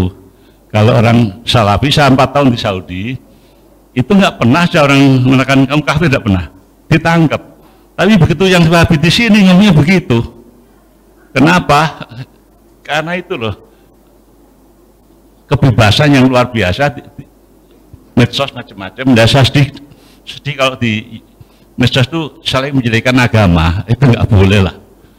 Nah, Islam ya Islam, Kristen itu biarin aja, ikhtilaf. Mereka nggak akan kok, kita nggak akan berkurang. Yang penting ini Pak Saidina, orang yang pinter ya, anak muda intelektual. Itu kan kita tidak ada code of conduct, undang-undang kerukunan agama susah, bikin code of conduct aja, aturan main, disepakati bersama aja. Misalnya Pak ya, saya pernah itu mencoba menyelesaikan masalah Ahmadiyah di Lombok. Saya kan yang NU, Pak Kiai, kenapa nggak damai dengan Nano aja? Pak Asad, gimana kamu damai? Kalau kami masuk ke rumah dia, dicuci, saya pergi kursinya itu. Saya nggak boleh masuk masjid dia, mereka boleh masjid kita. Itu kan bisa diselesaikan kan? Gimana? Kita suruh baik dengan orang Ahmadiyah, tetapi kalau masuk masjid dia dicuci, najis kita, nggak bisa dong. Ya, di Syiah juga begitu. Syiah di Madura itu loh. Itu 2016 kompleks Syiah di Madura. Datanglah orang NU-nya ke saya, gimana Pak Asad diselesaikan? Saya nyuruh Rawa Kesdam, ya, Lilis yang sekarang jadi istrinya Dubes Afghanistan aja, sama si siapa nama itu? Yahya. Coba selesaikan. Jadi semua harus dilakukan dengan damai. Saya nggak suka kekerasan. Sarang pesantren tidak suka kekerasan. Apa yang terjadi? Tanya apa ya kelemahan-kelemahan yang orang Ahlussunnah itu. Masjidnya tidak bagus, suraunya tidak bagus, perbaiki suraunya, tak kasih carikan duit. Apalagi madrasah nggak bagus, perbaiki. Kita mentalkan dulu. Setelah itu selesai, baru kita datang ke yang di orang Syiah yang diusir ke apa namanya, ke penampungan di Sidoarjo, Surabaya. Datang Aisyah 3 kali, tidak mau lagi udah. Kenapa? Datang itu yang ngaku Gus Durian. Kalian tidak boleh orang Syiah, kamu kembali ke tempat kamu sebagai seorang Syiah. Padahal saya suruh interaksi, kenapa dia menjadi hanya 2 tahun, 3 tahun menjadi satu kampung itu separuh Syiah. Ada apa? Ternyata itu Pak Sweti, ini ya. Ternyata dia Tajul dan Rois, anak kiai, disuruhkan ke tempat Syiah, Yapi itu diajari Syiah, tapi dia ngomong dia tuh diajar Syiah. Pulang diajarkan itu sekian tahun jadilah Syiah. Taqiyah. Itu harus ada di dalam kode undang harus ada, tidak boleh menyiarkan secara resmi. Jadi fair dong, kalau ingin saya NU kamu Muhammadiyah, kita ngomong apa adanya. Fair, jangan terus dia mau Syiah kan enggak ngomong. Yang itu pulang jaga Syiah itu yang terjadi. Saya nggak anti Syiah, tapi saya bukan Syiah. Itu yang terjadi. Apa yang terjadi? Datanglah itu karena Elis nggak sanggup, datanglah Lakas dan Sampang, NU Sampang ke saya membahas seorang polisi. Pak Asad gimana cara? Tidak boleh kekerasan. Tetap uang Syiah pun tidak boleh kekerasan. Cari kelemahannya apa Pak Asad? Kalau melakukan Salafi, Quran hadis kamu hafal. Kalau kamu hafal, debat mereka oke. Kalau dengan Syiah, karena Qurannya lain, dari Syiah itu sepertiga Quran yang kita, yang 2/3 tersembunyi. Ada itu di kitab Al-Kahfi itu ada. Kemudian logika, mainnya logika. Jadi kalau kelemahan logika dia, kira-kira 2 tahun yang lalu, setelah 6-4 tahun, datang polisi itu dan datang ke saya, Pak Asad sudah berhasil Pak Asad. Mereka kembali ke Ahlussunnah semua. Ini buktinya, ditunjukin baca sholatullah itu. Kamu apain? Itu kayak Pak Asad itu. Kelemahannya apa? Gimana? Pak ikuti Pak, saya tiap hari ke situ setelah 3 tahun, saya tidur situ. Satu saat itu seminggu situ saya nggak mau sholat. Orang sholat saya nggak mau sholat, sengaja saya tunjukkan saya sebelumnya udah sholat. Terus saya tidur situ, si Tajul ketua itu mendatangi saya, kamu kenapa nggak mau sholat? Aku bingung, Ustadz, lu kenapa bingung? Habis gimana ya? Masa Gusti Allah ngirim wahyu ke Sayyidina Ali ke Nabi Muhammad? Aku kan bingung. Daripada bingung, mending aku sudah sholat aja. Itu terjadi. Seminggu kemudian Tajul, aku juga bingung, udah kembali aja ke Ahlussunnah wal Jamaah. Itu loh. Itu boleh jajan. Jadi kembali kalau ngajar agama, kalau memang saya Ahmadiyah, saya ngajar itu harus terang aja, tidak boleh sembunyi-sembunyi. Saya sembunyi itu kan gitu kan, tidak boleh ada paksaan, tidak boleh itu. Jadi fair kita loh. NU juga begitu kan, tidak boleh maksain orang jadi NU, tidak boleh. Muhammadiyah mbak apa? Alhamdulillah bapak saya itu setelah 3 tahun di Kerapia, 2 tahun disuruh ke Kauman Jogja, pusat lehernya Muhammadiyah, karena temannya Kiai Aslam tuh ke teman dia di Termas, dia besar juga ada dia sama aja, akhirnya juga setelah ngaji apa yang dibuka kita takrib juga, nggak jauh beda lah kira-kira itu. Jadi inilah yang ingin saya sampaikan, ada di situ semua ya dari tadi, dan ini tambahan aja Bu ya, intinya bahwa jawabannya adalah aktualisasi dari Pancasila, bagaimana keadilan ditegakkan supaya tidak ada yang terpinggirkan. Yang kedua juga persaudaraan antara umat ini, apapun agamanya, apa juga ini misalnya kan ada Pemda ya, di Jawa Tengah itu kota saya mau jadi provinsi sendiri, butuh ibu kotanya dibikin provinsi banyak, nyamping semakin banyak, tapi harus rasional ya, jangan sampai saya enaknya bikin provinsi, akhirnya kan banyak anggaran, pemerataan itu penting itu. Ini jangan dipercaya dulu sini karena apa? Kebutuhan. Nah ini kan salah satu spesifik Aceh ini adalah kopi Pak ya, kopinya emang luar biasa Aceh ini, makanya saya punya menantu Aceh ya, supaya punya cucu cut. Udah punya cucu cut 2. Cucu punya 9, cucunya 11, yang 2 perempuan cut semua. Alhamdulillah, jadi mungkin saya disuruh ke sini karena saya punya cucu tuh ya. Oh ya, jadi satu saat saya tanya pada Pak saya, Pak, aku malu Pak, kenapa? Ini satu keluarga yang paling tinggi di kamu kita sendiri, lainnya ya kayak Pak Swaidin loh tingginya, itu kan saya di sini. Kalau kamu malu kayak egrang Pak saya ini katanya, nggak usah malu. Dulu tuh yang kamu tuh mungkin tujuh di atas bapak itu ya dari Aceh, dia bilang gitu. Waktu itu ya orang kerajaan Demak itu loh, pegawai apa gitu loh, lari ke situ, namanya Mbah Samsudin. Ya aneh kan, kalau nama itu kan kita kan Joko, Surono, Suroto, ini namanya saya di Asad itu, jadi itu kira-kira gitulah. Apa ya mungkin kamu ada darah Aceh, cuman kuburannya Pak itu loh yang itu ditangkap Belanda, orang Aceh kan sering ditapiki Belanda kan. Itu bagaimana katanya di apa itu yang di pulau di dekat Utamuria, tapi Talacak dulu sama sekali nggak ada. Tahun berapa kita ketahui tahun sekian, saya baca tahun sekian itu kalau pengasingan tuh di Selon, kira-kira itulah, kira-kira di Selon tahun 1800 berapa di Selon, jadi banyak ke sana. Jadi orang Aceh itu punya kelebihan, identitasnya kuat, berani berjuang ya. Tapi perlu ada orang yang bijaksana kayak Profesor siapa kita Ali Hasmi yang bisa meluruskan. Jadi semangat kepahlawannya, perjuangannya bisa tersalur dengan baik. Indonesia tanpa Aceh nggak ada. Tadi arahan itu menghilmai orang semua. Ya, agama itu harus disesuaikan dengan, bukan disesuaikan ya, selalu bersinergi dengan budaya, nggak bisa lain. Jadi ya, demikian, mohon maaf, ini hanya nambah dari papernya aja. Kalau ada salah, mohon maaf, saya bukan berarti yang paling ngerti, tidak, tapi hanya punya pengalaman dan sekelaman saya memang nggak bisa bicara dengan baik, tapi kalau saya nulis malah lebih ngerti ya, kira-kira gitulah. Mohon maaf sekali lagi.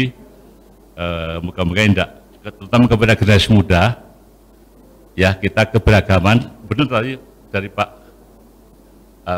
Gunawan tadi bahwa al-ikhtilafu rahmah, keberagaman itu ada karena Allah dan itulah kekuatan, seperti Pancasila itu. Wassalamualaikum warahmatullahi wabarakatuh. Baik, terima kasih Pak Kiai Haji Asnadi. Kita berikan aplaus yang luar biasa. Di umur yang tidak muda lagi tapi masih mampu berargumentatif yang sangat luar biasa ya. Dan tadi Bapak mengatakan bahwa bicara politik identitas di Indonesia jelas berbeda dengan Barat ya, bahwa di sini agama masih bisa bersanding dengan negara ya, dan agama menjadi bagian dari negara. Dan selanjutnya kita berikan kesempatan kepada Pak Ahmad Suwaidi dengan durasi waktu 30 menit. Dipersilakan Pak.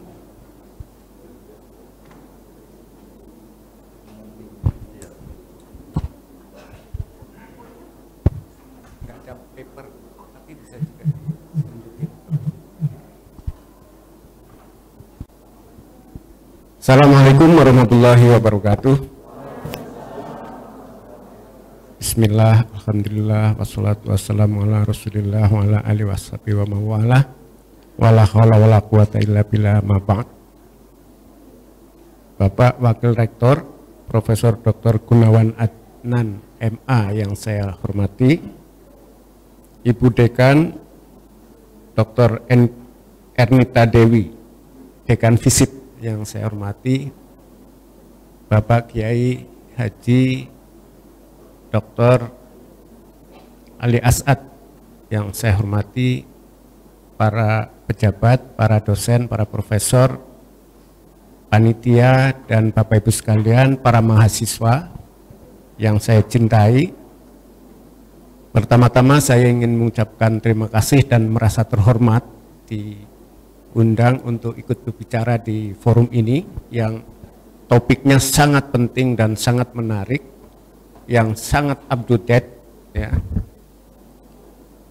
Dan ini sebenarnya tentang politik identitas itu bukan hanya terjadi di Indonesia dan bukan hanya terjadi di negara Islam dan bukan hanya terjadi di negara berkembang atau negara tertinggal gitu.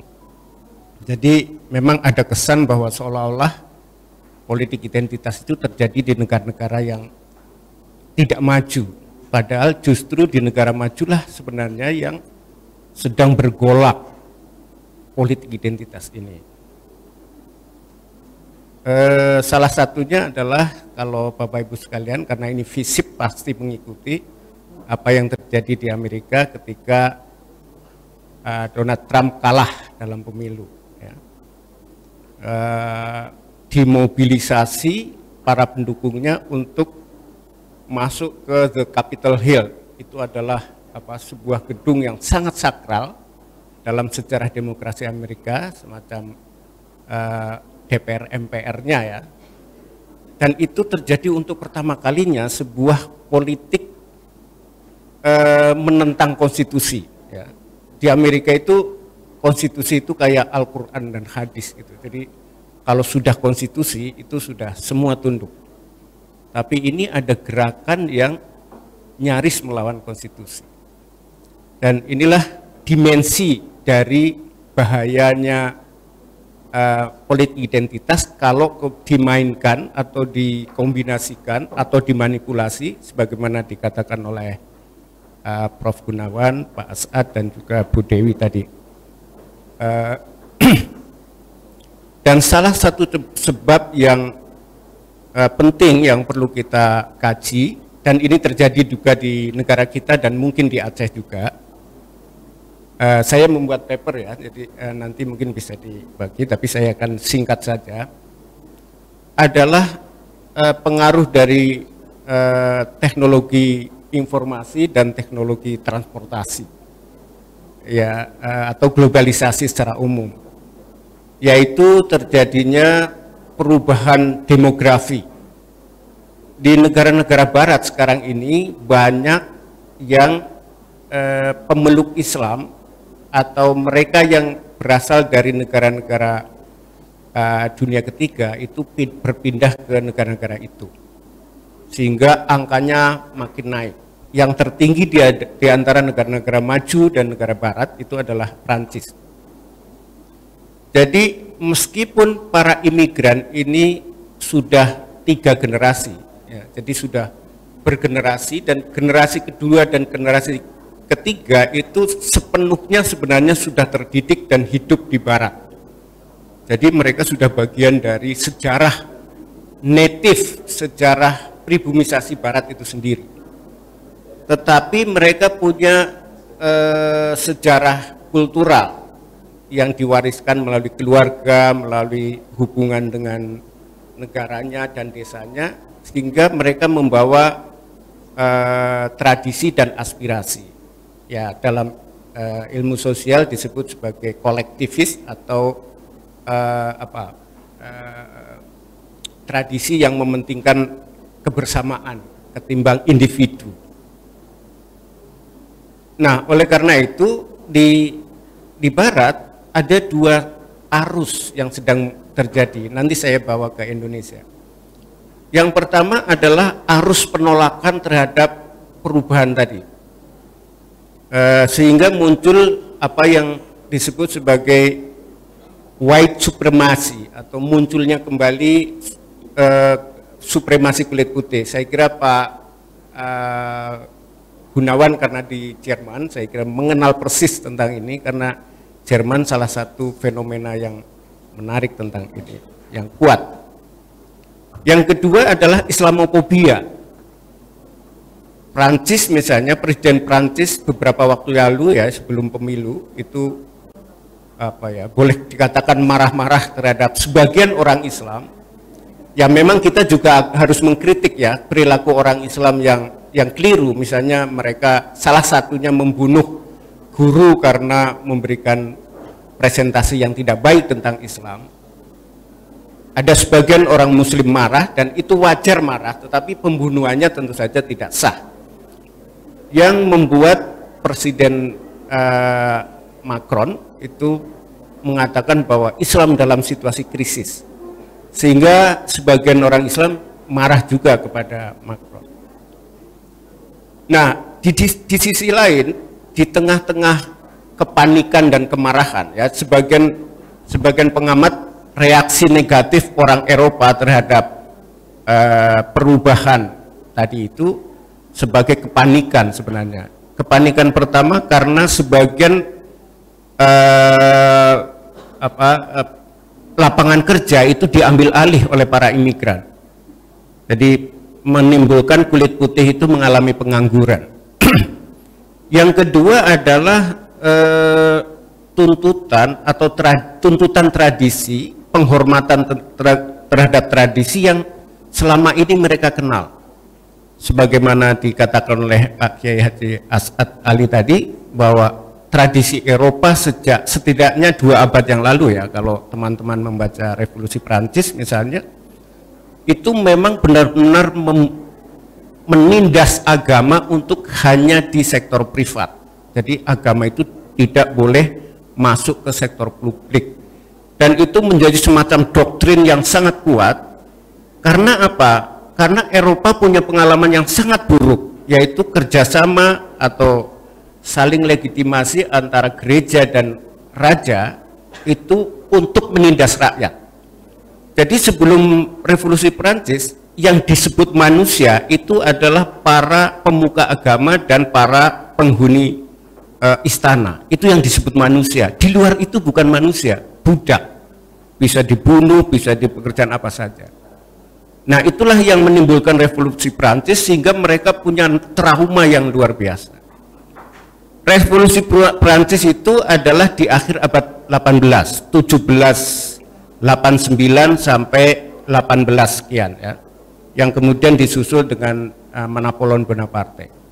Nah, kalau kita ingat apa yang terjadi waktu itu sebelum Revolusi Prancis, apa yang terjadi di Indonesia, di Nusantara, di Aceh, di Jawa dan lain sebagainya, adalah hubungan harmonis dan dinamis antara kekuasaan dan antara para sultan dan para sufi dan para fuqaha.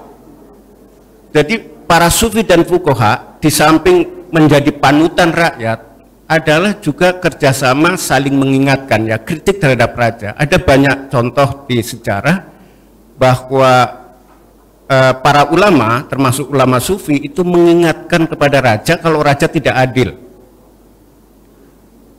Jadi ada balances antara kekuasaan dan agama, dan para pemuka agama waktu itu berbeda dengan sejarah di Eropa, sama sekali berbeda, 100% berbeda, tadi dikatakan oleh Pak Kiai As'ad. Jadi di sini di Nusantara itu tidak ada trauma kerjasama raja dan pemuka agama untuk menindas rakyat. Itu tidak ada, tidak seperti di Eropa. Maka ketika Eropa menjajah Timur, khususnya Belanda ke Nusantara, mereka memaksakan sekularisasi. Jadi mulai 1 Januari 1800, kalau Bapak Ibu sekalian, itu adalah didirikannya pemerintahan Hindia Belanda setelah VOC dibubarkan. Itulah titik pijak dari sekularisasi di Indonesia yang meniru apa yang terjadi di Perancis. Jadi agama disingkirkan dari Royal Public, para agamawan diputus hubungannya dengan keraton, padahal sebelumnya para keluarga keraton itu adalah murid tarekat daripada para sufi tadi. Ya, kalau kita lihat secara itu. Jadi tidak ada sesuatu yang signifikan untuk menjadikan trauma. Nah, justru trauma dari orang Nusantara, Indonesia ini adalah pemaksaan terhadap sekularisasi tadi. Nah, karena itu kemudian terjadi pemberontakan ya, pemberontakan tarekat, misalnya ada di Ponegoro, dan di Aceh itu paling dahsyat. Perlawanan terhadap Belanda, bagi saya ya, perlawanan terhadap Belanda bukan hanya perlawanan kolonialisme ekonomi politik, tapi terutama adalah perlawanan terhadap sekulerisme yang memojokkan agama ke ruang privat. Nah, jadi perjuangan kemerdekaan Indonesia itu bukan hanya perjuangan politik dan ekonomi, tapi perjuangan respon terhadap sekularisme. Nah, ketika para ulama pemuka agama dipinggirkan ya mulai 1 Januari, terutama mulai 1811 ya, ketika Daendels masuk ke Nusantara, itu Daendels itu persis wajah dari Napoleon Bonaparte yang mengimplementasikan secara keras dan otoritarian terhadap revolusi Perancis tadi itu. Nah, para ulama ini bukan mengangkat senjata semata-mata, tapi justru membangun kebudayaan, pusat-pusat kebudayaan, yaitu pesantren, tarekat, dan lain sebagainya. Jadi pesantren dan tarekat yang menyingkir itu, mereka membangun satu pusat-pusat kebudayaan. Kalau boleh agak itu desa mengepung kota, kira-kira gitu. Kota itu dikuasai oleh Belanda dan para pembantunya. Kemudian pesantren para ulama dan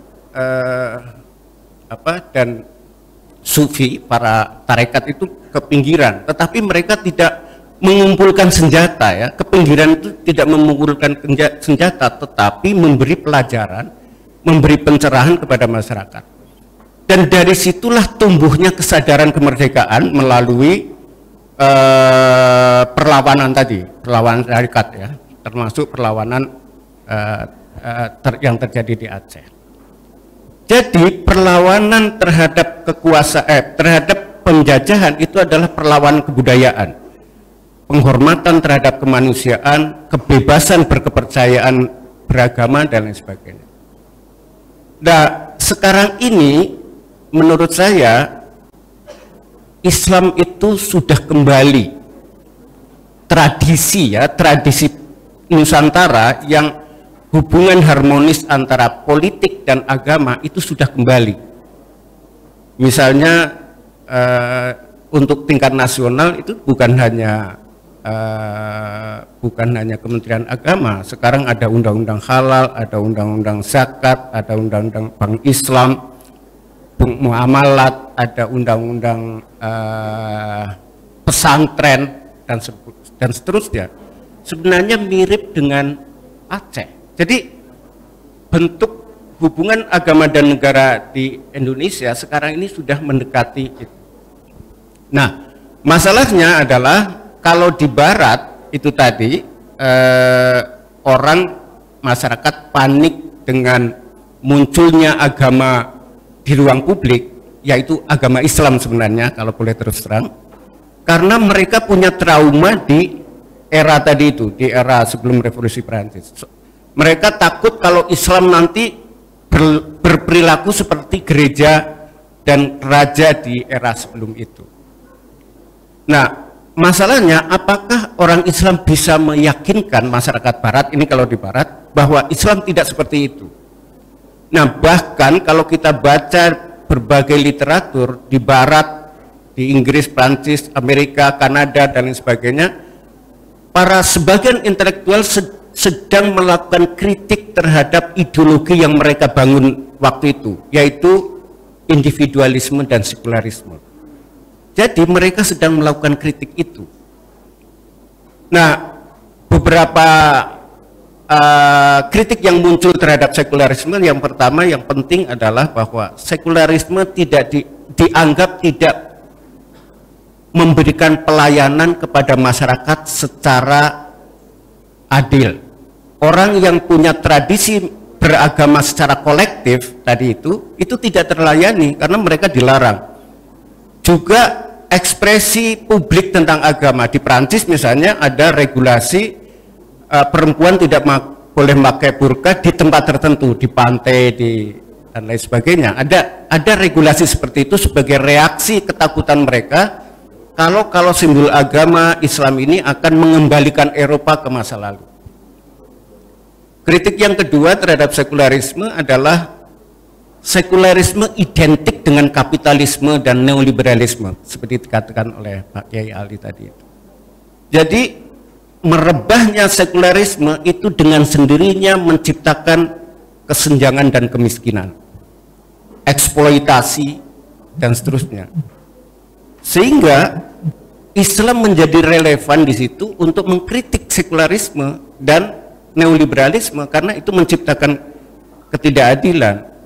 Tetapi jangan sampai Islam mengambil alih sekularisme dengan ketidakadilan yang sama, kesetaraan yang sama. Itu akan sama saja. Islam akan relevan kalau memberikan alternatif terhadap kelemahan-kelemahan yang ada di sekulerisme. Nah, di Indonesia sebenarnya ada dua gambar, ya kalau boleh kita ini. Gambar yang pertama adalah kalau kita baca tadi mulai dari penjajahan, maka mayoritas di Indonesia, mungkin tidak termasuk Aceh, yang berada di kelas menengah ke atas itu adalah abangan, ya, mengenal kata abangan kan. Karena abangan inilah yang dibantu, disponsori oleh kolonial. Misalnya kalau Anda ingat politik etis, yang masuk ke dalam politik etis itu adalah abangan atau sebagian orang keraton. Orang Islam dan pesantren itu masih disingkirkan pada waktu itu. Nah, kemudian pada era kemerdekaan, karena sudah difasilitasi oleh Jepang misalnya, kemudian kelompok-kelompok Muslim yang tarekat dan para kiai yang tadi membangun kebudayaan melalui pesantren tarekat itu ke tengah, sehingga terjadi perdebatan di BPUPKI dan PPKI yang kemudian melahirkan negara Republik Indonesia berdasarkan Pancasila dan Undang-Undang 45, di mana agama masuk ke dalam ruang publik, atau dalam istilah yang sekarang ini public religion atau post sekuler. Jadi teman-teman dari FISIP ini perlu membaca itu buku-buku berkaitan dengan public religion dan post sekuler, karena inilah perkembangan baru yang harus kita diskusikan bersama. Nah, fenomena Aceh dengan pemberlakuan syariat Islam menurut saya ini bagian dari gejala public religion dan post sekuler itu. Nah, tetapi yang perlu kita kritisi ke dalam kita sendiri adalah apakah Islam siap untuk menggantikan sekulerisme dengan menawarkan struktur yang lebih adil, struktur yang lebih setara, atau akan melakukan penindasan sama dengan sekulerisme masa lalu. Nah, ini masalahnya. Nah, sekarang ini saya kebetulan sedang di Aceh selama 10 hari melakukan riset tentang Islam, jaringan intelektual Islam tradisional di Asia Tenggara. Salah satunya adalah Aceh, Jawa Timur, dan lain-lain, nanti ke negara lain. Yang kita maksud dengan Islam tradisional adalah aswaja sebenarnya. Jadi untuk sementara kita mengikuti diskursus yang diperkenalkan oleh Barat dengan membuat kategori tradisional dan modern. Yang dimaksud tradisional di diskursus Barat itu adalah aswaja. Nah, sekarang ini menurut kami itu sedang ada kebangkitan aswaja. Tadi Pak Said Ali sudah mengatakan itu yang sangat. Jadi dengan modernisme, dengan Wahabi, dengan Ikhwanul Muslimin dan lain-lain, dunia makin kacau, melahirkan ISIS dan lain sebagainya. Saya kira hampir tidak ada data yang menunjukkan bahwa orang pesantren yang dididik secara aswaja, secara serius, yang terlibat di dalam kekerasan dan terorisme. Mungkin Pak Saad bisa mengklarifikasi. Sebagian besar mereka yang ikut di dalam gerakan-gerakan ini adalah yang dididik secara dalam titik modern, ya, yang tidak memperkenalkan mazhab, ya, secara gampang.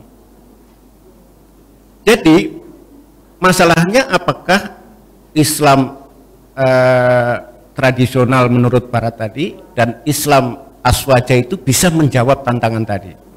Masalah kita adalah kesenjangan, kemiskinan, kekerasan, perlombaan senjata. Kalau kita lihat secara gambar besar, ya, sekarang Rusia dan Amerika dan Eropa sedang tegang, sedang memperlihatkan kemajuan persenjataan. Apakah kita akan diam saja atau kita akan melakukan kritik terhadap diri kita sendiri? Bagaimana kemampuan kita untuk mengatasi itu? Nah, sebenarnya kritik orang Barat atau kritik para intelektual terhadap aswaja yang seolah-olah tradisional dan seolah-olah statis atau seolah-olah taklid, itu adalah akibat dari kebijakan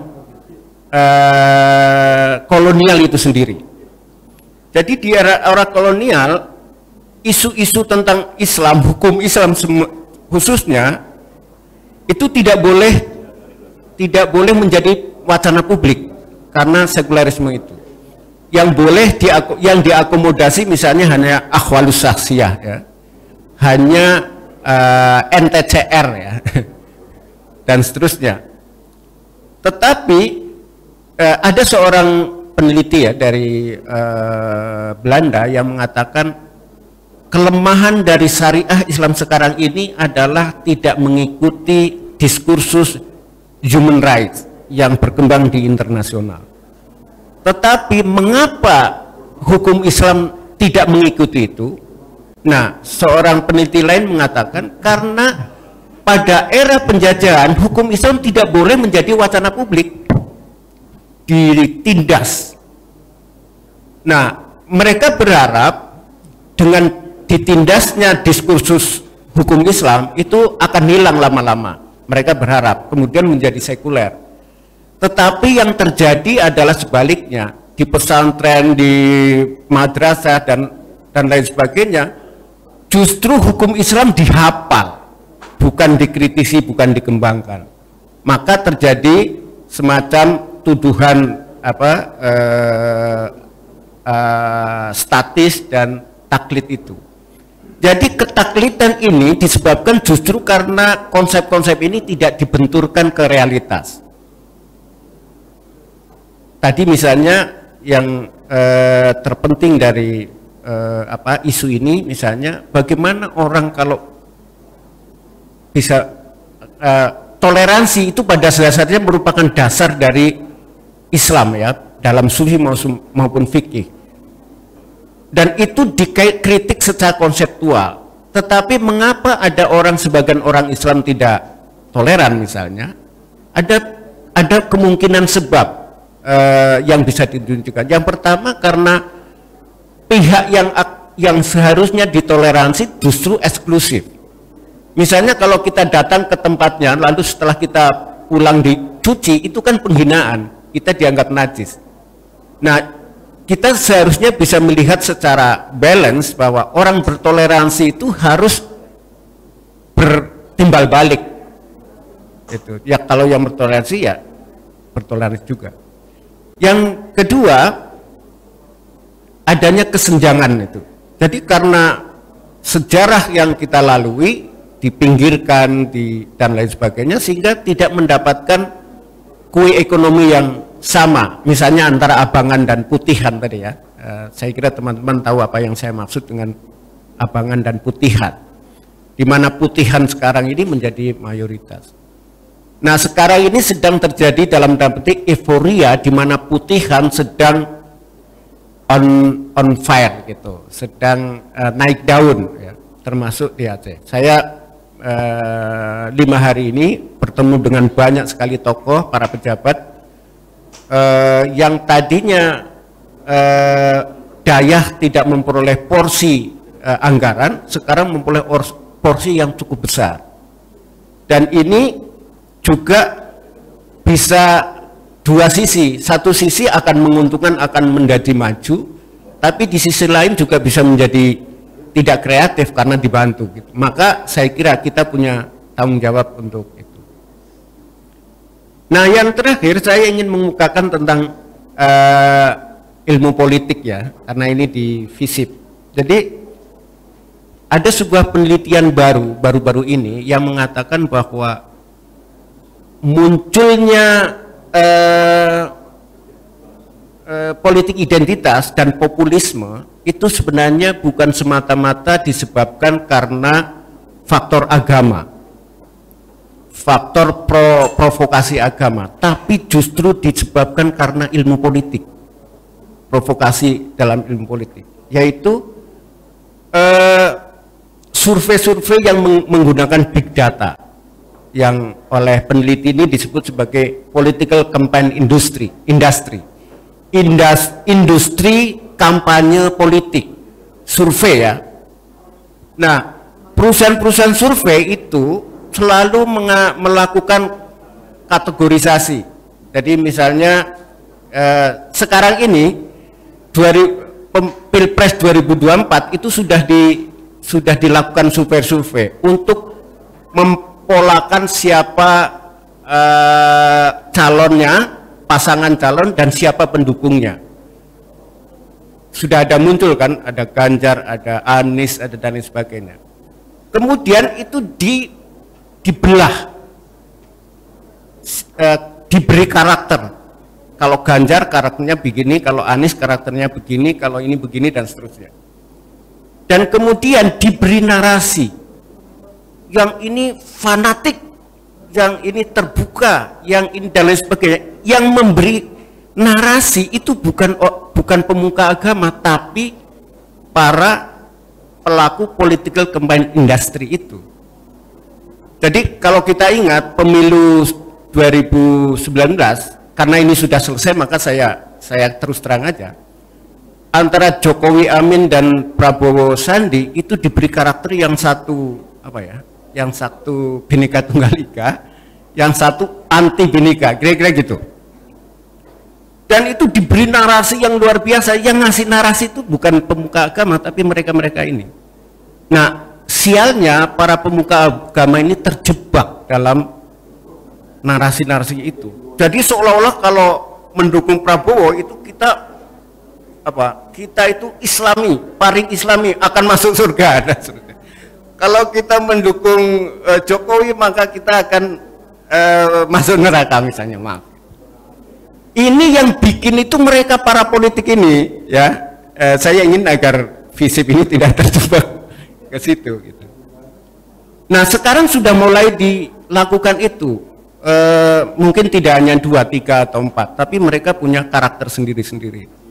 Nah, Bapak Ibu sudah menyaksikan bahwa apa yang terjadi setelah pemilu 2019, setelah Pilpres 2019, baik Prabowo maupun Sandi sekarang berada di barisan Jokowi Amin kan, tapi para pendukungnya masih di sini nih, masih bergolak seolah-olah pemerintah itu macam-macam lah. Saya tidak akan membela pemerintah, saya hanya menggambarkan itu. Jadi ada jebakan yang luar biasa dalam politik identitas yang direkayasa bukan hanya oleh pemimpin agama tapi oleh keilmuan itu sendiri. Jadi kita juga harus kritis terhadap keilmuan. Jangan sampai kita ilmu pengetahuan apalagi FISIP UIN ya, kalau terlibat dalam ikut mempolarisasi, kemudian menarasikan orang seperti ini, kemudian menabrakkan satu sama lain, ya kita akan ikut menghancurkan. Saya kira peran itu harus segera diambil oleh FISIP untuk melakukan dialog, justru mendekatkan antara satu yang lain. Dan Aceh mungkin akan menjadi salah satu tempat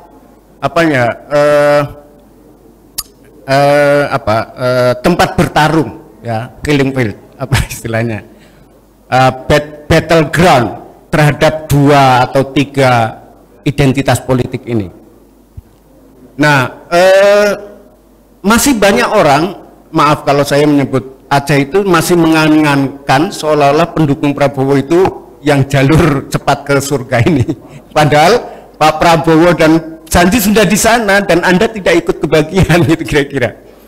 Jadi saya kira kita harus mengembangkan rasionalisasi dalam politik berbasis pada aswaja. Nah, satu lagi saya ingin menambahkan bahwa kunci dari persatuan Indonesia itu sebenarnya ada di Aceh. Saya baru mendapatkan informasi ya dengan riset ini bahwa ulama Aceh lah yang memberikan ide pertama, memberikan julukan kepada Presiden Soekarno, Waliul Amri Daruri Bisaukah, itu sebenarnya ulama Aceh. Tentu berdiskusi dengan ulama Jawa termasuk Kiai Wahab dan lain sebagainya. Jadi Aceh itu sebenarnya salah satu tonggak dari persatuan Indonesia, dan alasannya yang penting juga ada alasannya karena Aswaja.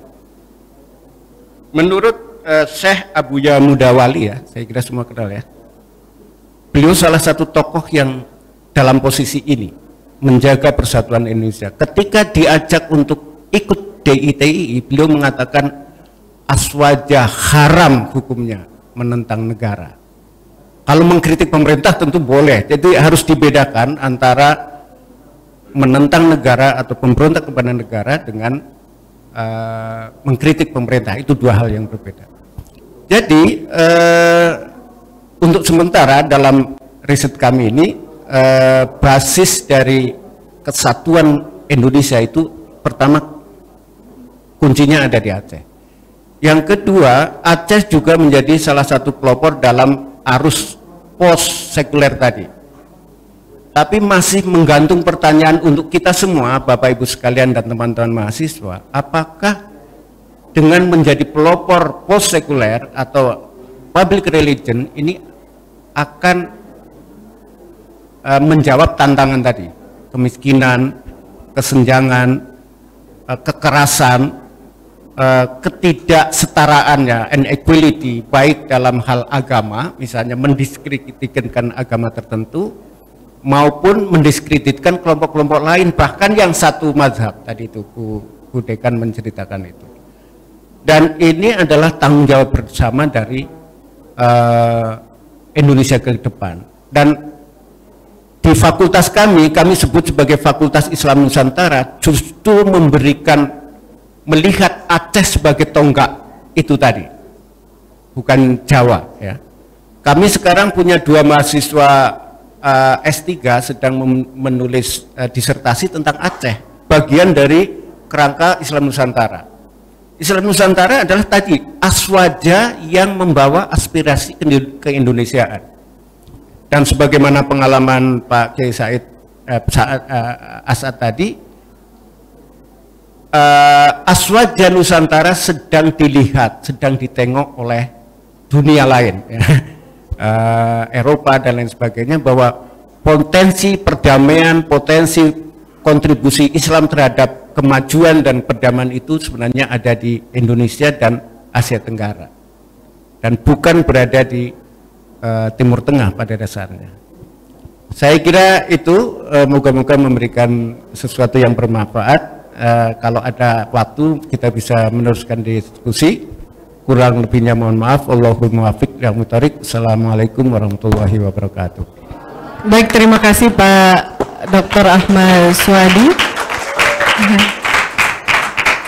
Diskusi yang luar biasa. Saya kira tadi Bapak sudah membahas tentang perubahan demokrasi ya, demografi yang kemudian kita Muslim terjebak menjadi natif ya, kemudian gagalnya sekularisme di mana yang muncul sekarang itu adalah public religion ya. Nah, kemudian bahwa yang menjadikan agama bergejolak saat ini adalah pengaruh dari ilmu politik itu sendiri ya, di mana agama sering dijadikan sebagai alat politik berdasarkan kepentingan kelompok tertentu. Nah, kemudian juga melihat refleksi Indonesia, ya, beliau mengambil beberapa argumen tadi, ya, bahwa sistem politik ini seharusnya harus berorientasi pada penghormatan terhadap kemanusiaan, ya.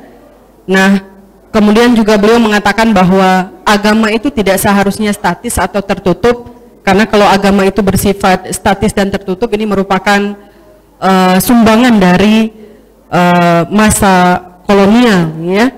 Nah, selanjutnya kita akan membuka sesi diskusi ya. Saya kira untuk sesi pertama kita akan memberikan kesempatan kepada 3 penanya. Oke, ada lagi? Sudah ada 2, kita mau dari sayap kanan mewakili perempuan.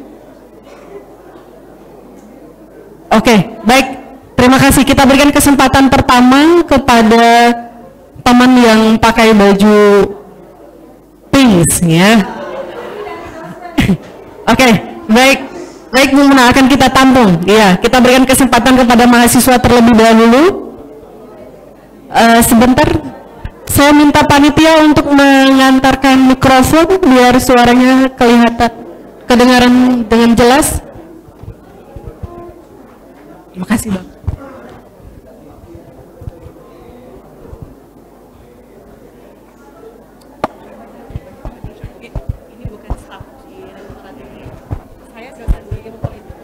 Bismillahirrahmanirrahim. Assalamualaikum warahmatullahi wabarakatuh.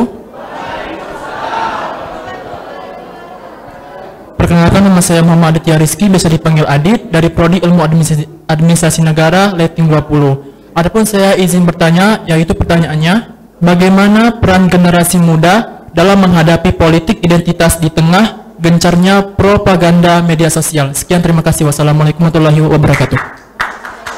Baik, selanjutnya Syakirul Haq.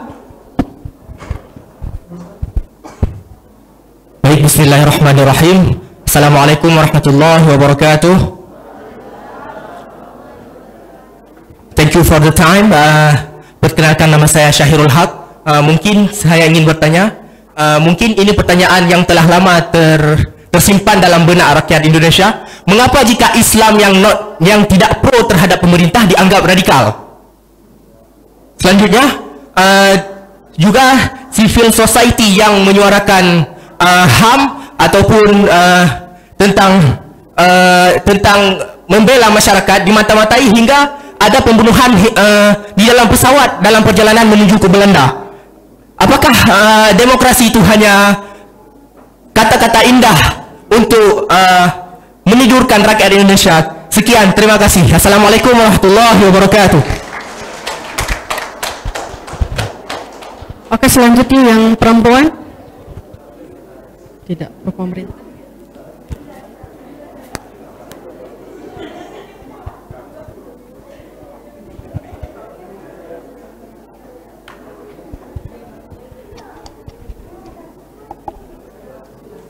Baiklah, Assalamualaikum warahmatullahi wabarakatuh. Assalamualaikum warahmatullahi wabarakatuh. Saya Putri Fadia Suci Ramadhani, biasa dipanggil Suci, dari Prodi Ilmu Administrasi Negara angkatan 2020. Saya ingin bertanya, yang mana ada yang mengatakan bahwa agama dengan politik itu kan tidak dapat dipisahkan. Lalu bagaimana caranya kita menghindari politik identitas tersebut? Terima kasih. Wassalamualaikum warahmatullahi wabarakatuh. Baik, selanjutnya Bu Muna.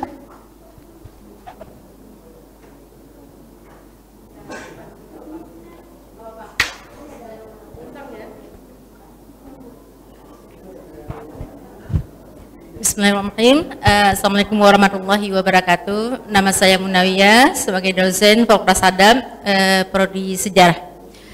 Baik, saya yang pertama ingin bertanya kepada Bapak Kiai Haji As'ad Said Ali. Saya melihat dari sisi BIN peran Bapak pada masa konflik. Kalau kita lihat pada saat itu adalah ada konflik pada saat itu tentunya kalau kita lihat konflik yang terlibat di situ adalah untuk pemberontakan atau melawan pemerintah Indonesia.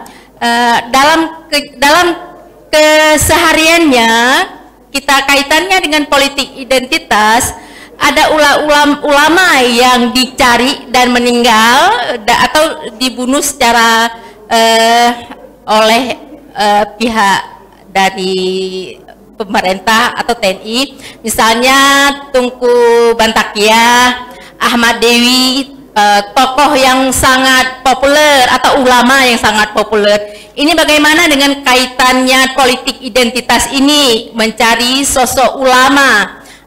Di sisi lain adalah sebagai panutan umat, masyarakat Aceh dan yang lainnya. Di satu sisi, di pihak lain mereka atau di pihak TNI sendiri menganggap sebagai pihak bisa jadi terlibat dalam pihak gerakan Aceh Merdeka. Baik, itu saja. Kemudian kepada Bapak Ahmad Suadi, Tadi Bapak menceritakan bahwa juga kaitannya dengan politik identitas. Misalnya munculnya DITI, tokohnya Abu Ber'eh. Abu Ber'eh juga seorang ulama.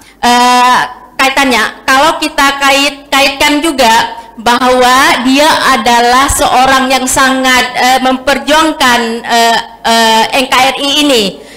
Saya hanya ingin menanyakan kepada Bapak, apakah Daud Ber'eh itu bisa dijadikan sebagai tokoh pahlawan nasional atau bagaimana? Karena kami dari masyarakat sejarawan Indonesia, wilayah Aceh, ingin menginisiasi Daud Ber'eh itu menjadi sosok pahlawan nasional. Terima kasih. Assalamualaikum warahmatullahi wabarakatuh.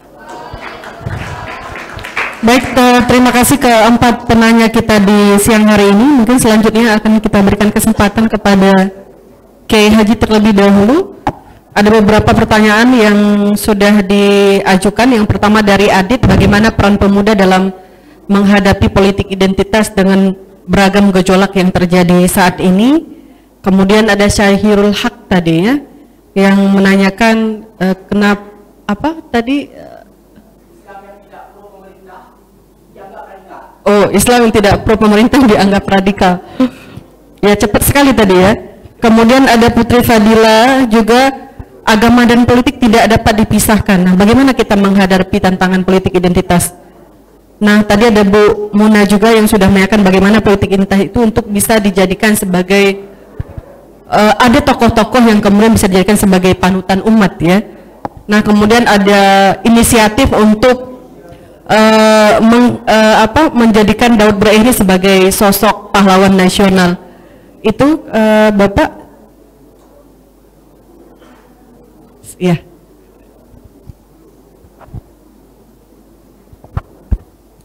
Yang apa yang bertanya?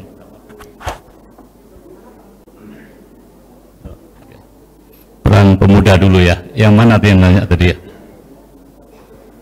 Peran pemuda belakang ya. Oke. Jadi intinya kan apa tadi? Mau mendengar orang lain, mau memahami orang lain, kira-kira begitulah. Ketika ada orang lain, gampangnya 411 kemarin, itu kan orang lain mengatakan mau apa namanya, itu kan timbul dari provokasi Ahok kan itu kan. Kemudian 1 juta ini sebelum itu dianggapnya melawan gitu, seperti itu loh. Itu kan yang itu pemerintah atau pers macam-macam nggak tahu. Kalau Pak Jokowi kan mendatangi, artinya kan dia tidak menganggap lawan.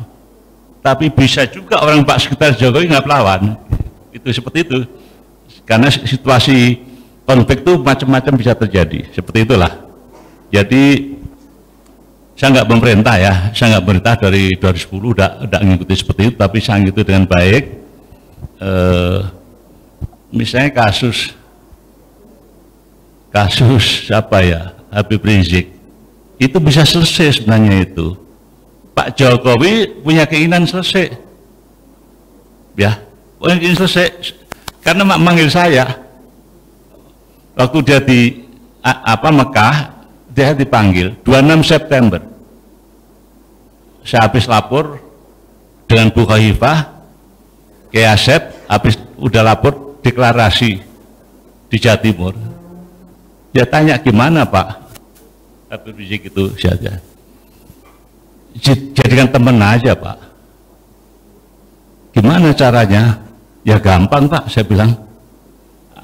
Bapak ya kenal, saya tidak pernah ketemu, tapi jadi saya bersahabat.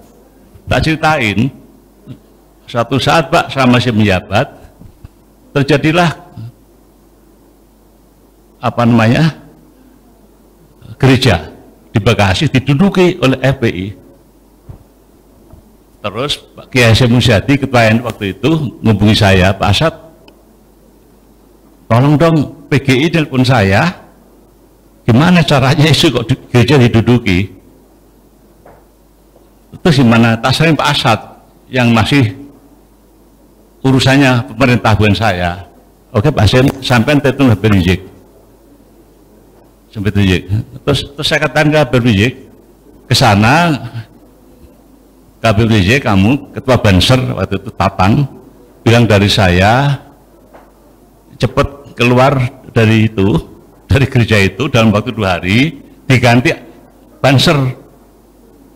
Saya terima kasih kepada beliau udah mengikatkan pemerintah, itu gereja belum izin. Yang kedua, gereja itu tidak rukun dengan lingkungan. Saya yang akan rukunkan, saya yang akan minta izin. Tugas kamu selesai itu.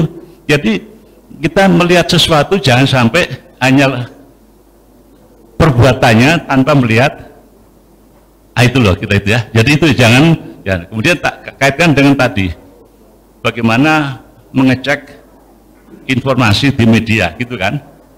Faidza jaa fasiqun binaba fatabayyanu. Tabayun, mana yang benar? Itu jangan-jangan itu bolak-balik tidak karuan. Iya, seperti itu kira-kira itu. Jadi saya punya teori ini ya, bukan teori, Quran yang mengatakan, sekali saya kutip ayat apa namanya, surat An-Naml 22, Bismillahirrahmanirrahim. Famakah taqara baitin faqala akhadtu bima lam tuhid bi wajitu kami sabak binabain yakinin. Burung hudhud disuruh Nabi Sulaiman nyari informasi bagaimana keadaan Ratu Sabak itu. Hudhud intelijen, itu burung di gambar intelijen. Dia bilang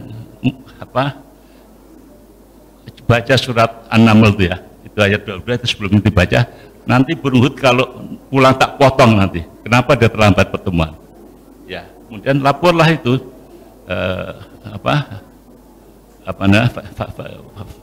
tidak kemudian mudah-mudahan baru datang akhadtu bilam tukhidbi ya Nabi saya sampaikan informasi yang Anda belum ketahui, inti intelijen ya. Jitu min Sabak, saya baru datang dari Sabak binabain yakinin dan informasi yang benar yang meyakinkan.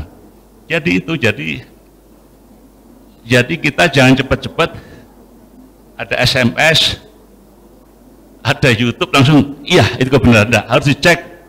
Kalau intelijen 3 cek, recheck, cross check 3 kali ngeceknya. Itu baru namanya nabaun yakinun. Jadi kita bertindak atas dasar berita yang benar. Seperti itu loh. Kalau mau tahu intelijen belajar sama saya. Itu. Jadi itu yang terjadi. Kita kesalahan karena tidak mengecek. Jangan terpancing oleh provokasi. Karena apa? YouTube juga ya 3 kali di bolak-balik beneran mendak apa enggak, jangan langsung ditanggapi. Salahnya begitu itu. Kayak kemudian demokrasi, beda pendapat tuh, ikhtilaf tuh seperti itu. Jadi kalau pemerintah begitu ya yuk ngomong aja, itu tidak benar pemerintah, enggak usah takut. Asal cara berorganisasi yang baik, melalui organisasi baik supaya terdengar. Kalau seperti ini kan cara juga untuk mengingatkan pemerintah kalau dia tidak sesuai dengan harapan kita sampaikan secara benar, seperti loh. Itu jangan usah khawatir, kita demokrasi kok. Kan paling takut banyak orang itu apalagi ya ibu dosen apa apa tadi ya.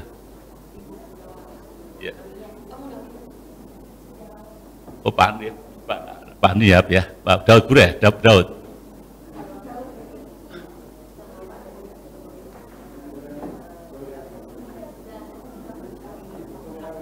Oh gitu, mencari tanggal panitan ya. Ya track recordnya aja lah, track record aja. Ya udah itu aja, nggak usah.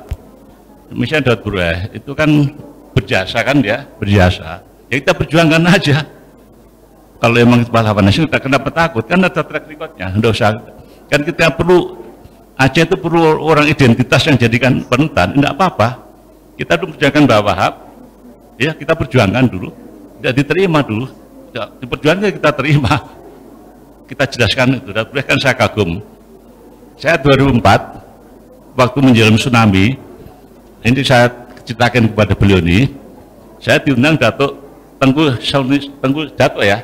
Datuk Santi Sinet diundang. Dia bilang saya udah kenal ya, Asad, ayo kita menyelesaikan masalah GAM. Kenapa Datuk? Anaknya Gaddafi saya undang ke sini, ingin ketemu Pak Asad. untuk apa? Saya nggak kenal. Ya kenal kan tahu namanya gitu. Tak kasih tahu apa. Jadi Syekhul Islam waktu itu datang ke itu ingin menyelesaikan masalah GAM karena dia berpindah. Libya berpendapat GAM tidak Islami lagi, nah, gitu. Jadi ingin selesaikan. Gimana menyelesaikannya? Dia nanya saya, kamu punya data 800 GAM? Punya, saya bilang. Masa kita nggak punya? Saya bilang. Yang ngasih siapa? Ya intelijen Malaysia, sudah. Ya itu. Gimana? Kita selesaikan dengan ekonomi pasar. Nanti BIN yang menyelesaikan secara ekonomi, duitnya dari Libya. Itu sebenarnya itu. Ya oke, siap. Baru mau tak laporin presiden, tsunami.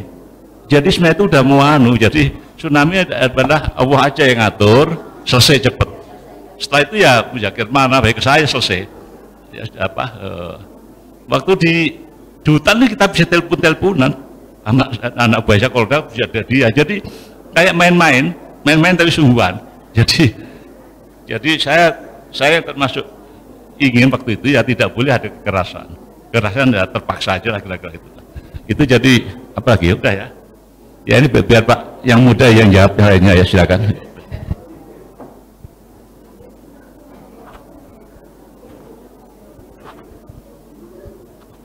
Baik, selanjutnya akan dijawab oleh Pak Dr. siapa namanya? Ahmad Suadi. Beberapa pertanyaan tadi Pak, saya ulang kembali. Yang pertama pertanyaan dari Adit, bagaimana peran pemuda dalam menghadapi politik identitas? Kemudian ada Syakirul Haq tadi, dia mengatakan, mengatakan bahwa kalau kita tidak pro pemerintah dianggap Islam radikal. Kemudian ada Putri Fadila juga menanyakan apakah agama dan politik tidak dapat dipisahkan dan bagaimana kita bisa menghadapi tantangan politik identitas saat ini. Nah, kalau kemudian tadi Bu Muna untuk Pak Ahmad Suadi menanyakan bagaimana jika kita punya inisiatif untuk menjadikan Daud Bereh sebagai sosok pahlawan nasional. Itu Pak Ahmad Suadi. Ya, terima kasih Bapak Ibu sekalian dan para penanya. Saya tidak mencatat namanya tadi. Memang politik identitas ini masalahnya itu diikuti dengan media sosial yang luar biasa ya. Itu yang membuat satu picu itu bisa merambah kemana-mana. Resending itu luar biasa. Nah, bahkan beberapa penelitian menemukan bahwa ada kecenderungan masalah politik identitas ini hampir sama antara ibu-ibu di pasar, ibu-ibu arisan, anak-anak muda, profesor di perguruan tinggi, itu isinya sama. Kalau mengecam sesuatu semua seragam, kalau anti sesuatu semua seragam. Jadi ketika orang terjerat oleh ideologi politik identitas kemudian terjerat lagi oleh media sosial, itu memang sangat sulit sekali. Apalagi soal-soal yang berkaitan dengan politik. Tadi itu misalnya tentang kritik terhadap pemerintah. Sebenarnya kritik terhadap pemerintah itu wajar saja, perbedaan pendapat juga wajar, tetapi ada masalah di media sosial ini. Ada kecenderungan di seluruh dunia ya, yang saya tulis di paper saya tentang kecenderungan untuk menggunakan big data tadi ya. Jadi masalah big data ini bukan hanya masalah ilmu politik, tapi juga masalah kecenderungan pemerintahan di seluruh dunia. 2 tahun lalu Oxford University itu merilis hasil penelitian bahwa hampir seluruh pemerintahan di dunia ini mengalokasikan dana cukup besar untuk membiayai sosial media yang isinya adalah apa istilahnya influencer atau buzzer, tahu ya semuanya ya. Jadi buzzer sekarang ini itu bukan hanya lahir secara volunteer dari kelompok-kelompok yang ingin memperjuangkan aspirasinya atau kepentingannya, tapi juga pemerintah membiayai buzzer dan influencer ini. Ini bukan hanya di Indonesia, tapi di seluruh dunia. Jadi saya kira memang kita harus mendidik diri sendiri, teman kita, saudara kita, anak kita tentang kesadaran menggunakan sosial media. Bahwa mungkin sudah ada fatwanya ya. Saya tadi malam ketemu ketua kepala MPU ya, Majelis Pemelusan Ulama. Beliau mengatakan ada banyak fatwa lahir dari MPU, diantaranya soal media.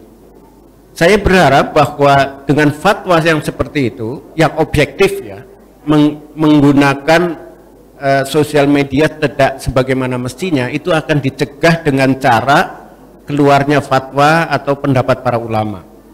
Karena kalau itu dibiarkan memang akan cukup berbahaya. Jadi menurut saya tradisi kritik terhadap pemerintah tidak usah berhenti, tetapi hendaknya memakai kalimat yang bagus supaya tidak dimanipulasi oleh media sosial.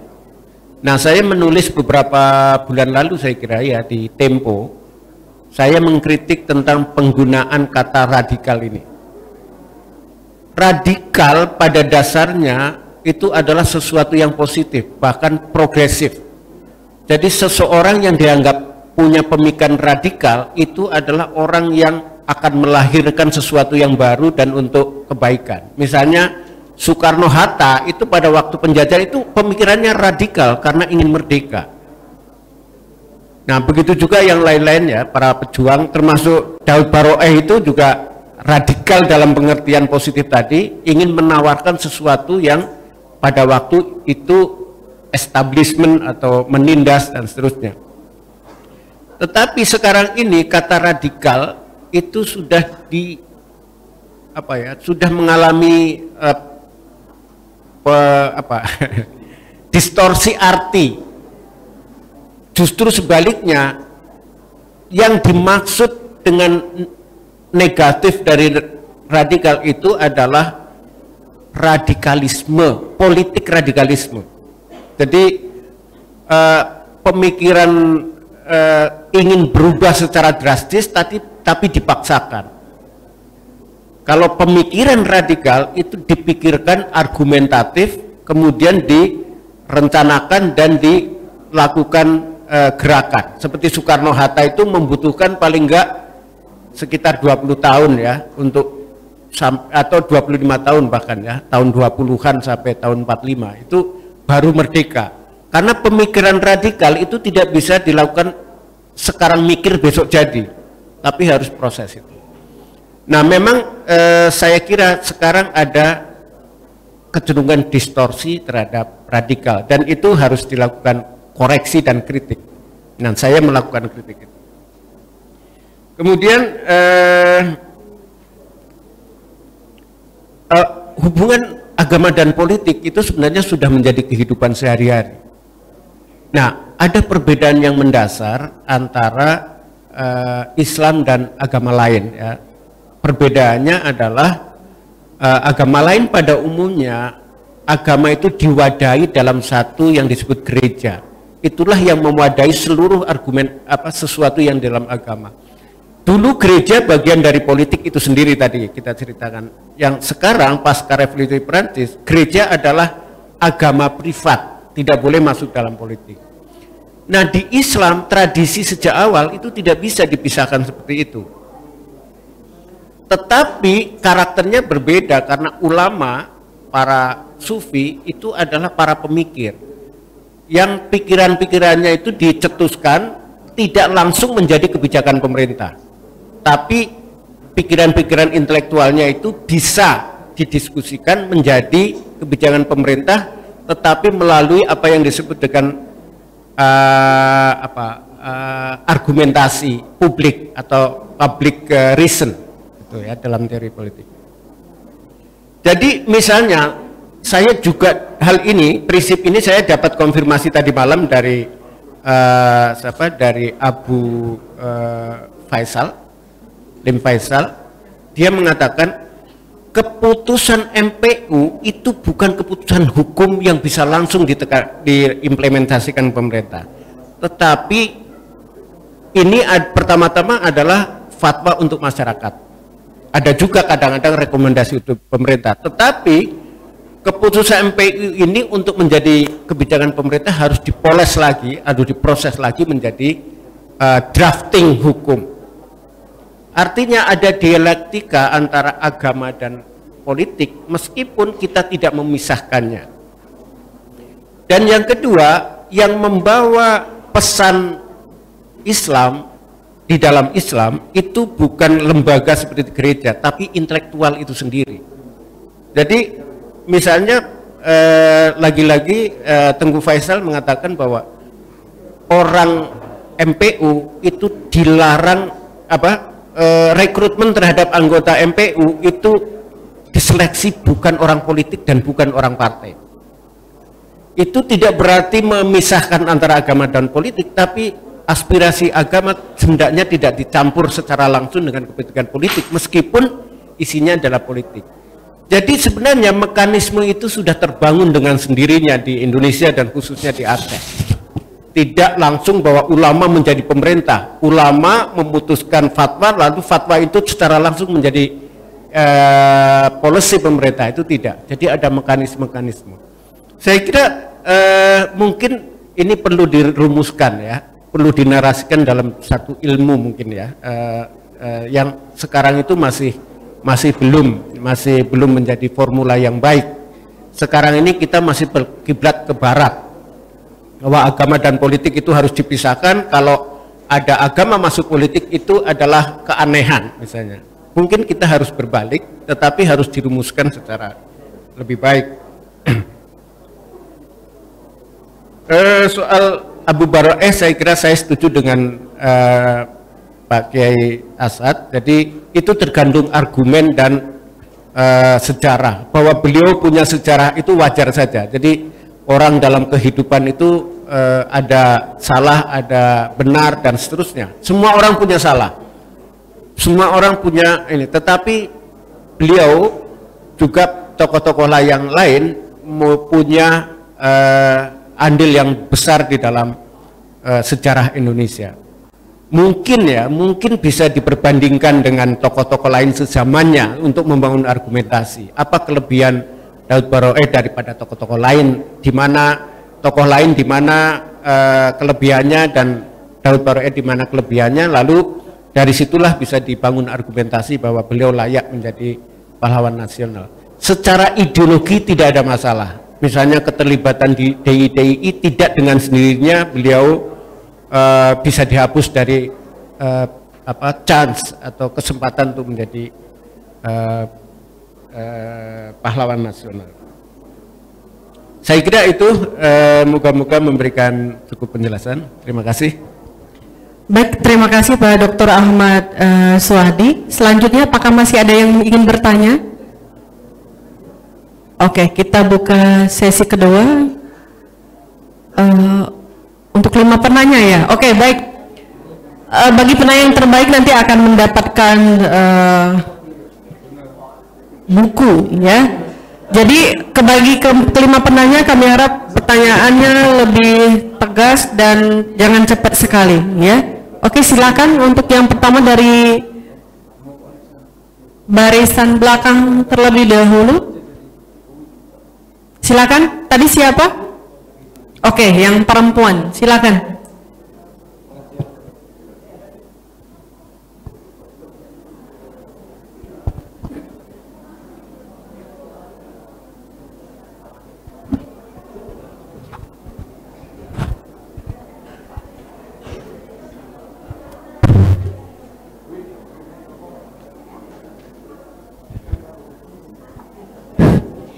Assalamualaikum warahmatullahi wabarakatuh.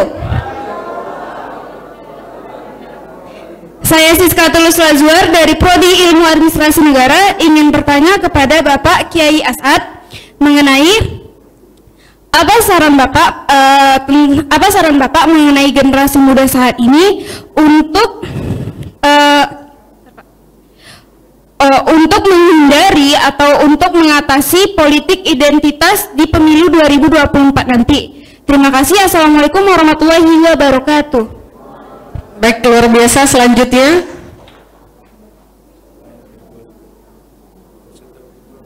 baik, bagi peserta via Zoom juga kami persilakan untuk menanyakan atau memberikan pertanyaan kepada narasumber kita pada siang hari ini. Mohon maaf karena diskusinya sangat menarik sampai lupa menyapa teman-teman yang ada di Zoom webinar. Oke, kita berikan kesempatan untuk penanya selanjutnya yang dari belakang tadi. Oke, silakan Iqbal Mutakin.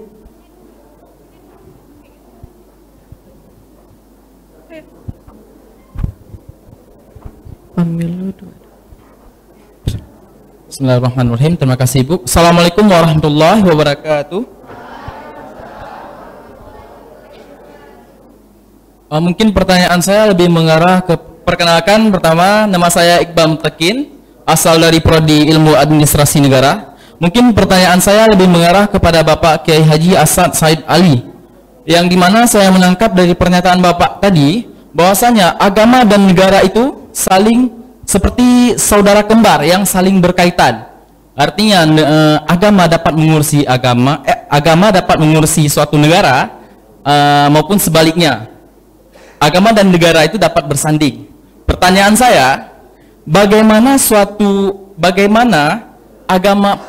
agama ini dapat mengurusi suatu negara, yang dimana dalam suatu negara terdapat berbagai macam agama.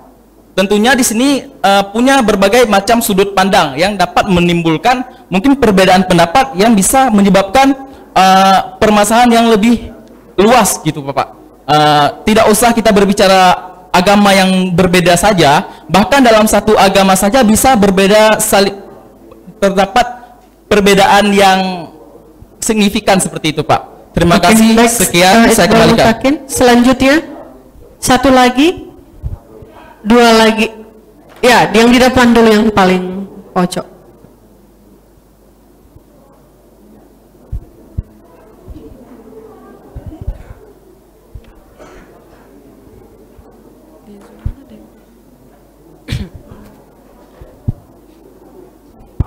Assalamualaikum warahmatullahi wabarakatuh. Perkenalkan, nama saya Azhar M. Jamil dari Prodi Ilmu Administrasi Negara.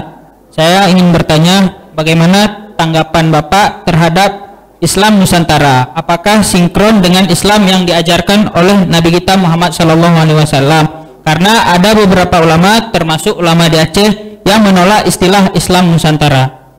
Sekian dari saya. Assalamualaikum warahmatullahi wabarakatuh. Baik, selanjutnya yang di depan. Bismillahirrahmanirrahim. Assalamualaikum warahmatullahi wabarakatuh. Perkenalkan, nama saya Mawarni, saya dari Prodi Akidah dan Filsafat Islam. Baik, saya ingin bertanya, benar bahwa agama itu memiliki nilai yang sangat sensitif ketika dilemparkan kepada masyarakat, yang seperti dikatakan oleh Bapak Ahmad Soidi tadi, bahwa pemilu yang kemarin itu memunculkan sebuah fenomena yang memblok-blokkan mereka yang setuju dengan agama dan sebaliknya. Yang ingin saya tanyakan, apakah fenomena yang terjadi pada pemilu yang kemarin itu merupakan sebuah strategi dari pemerintah untuk mengumpulkan suara?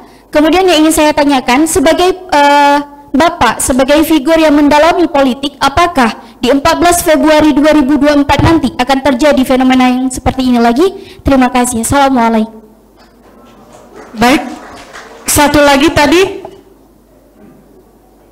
Oke, silakan sikat pandat aja ya.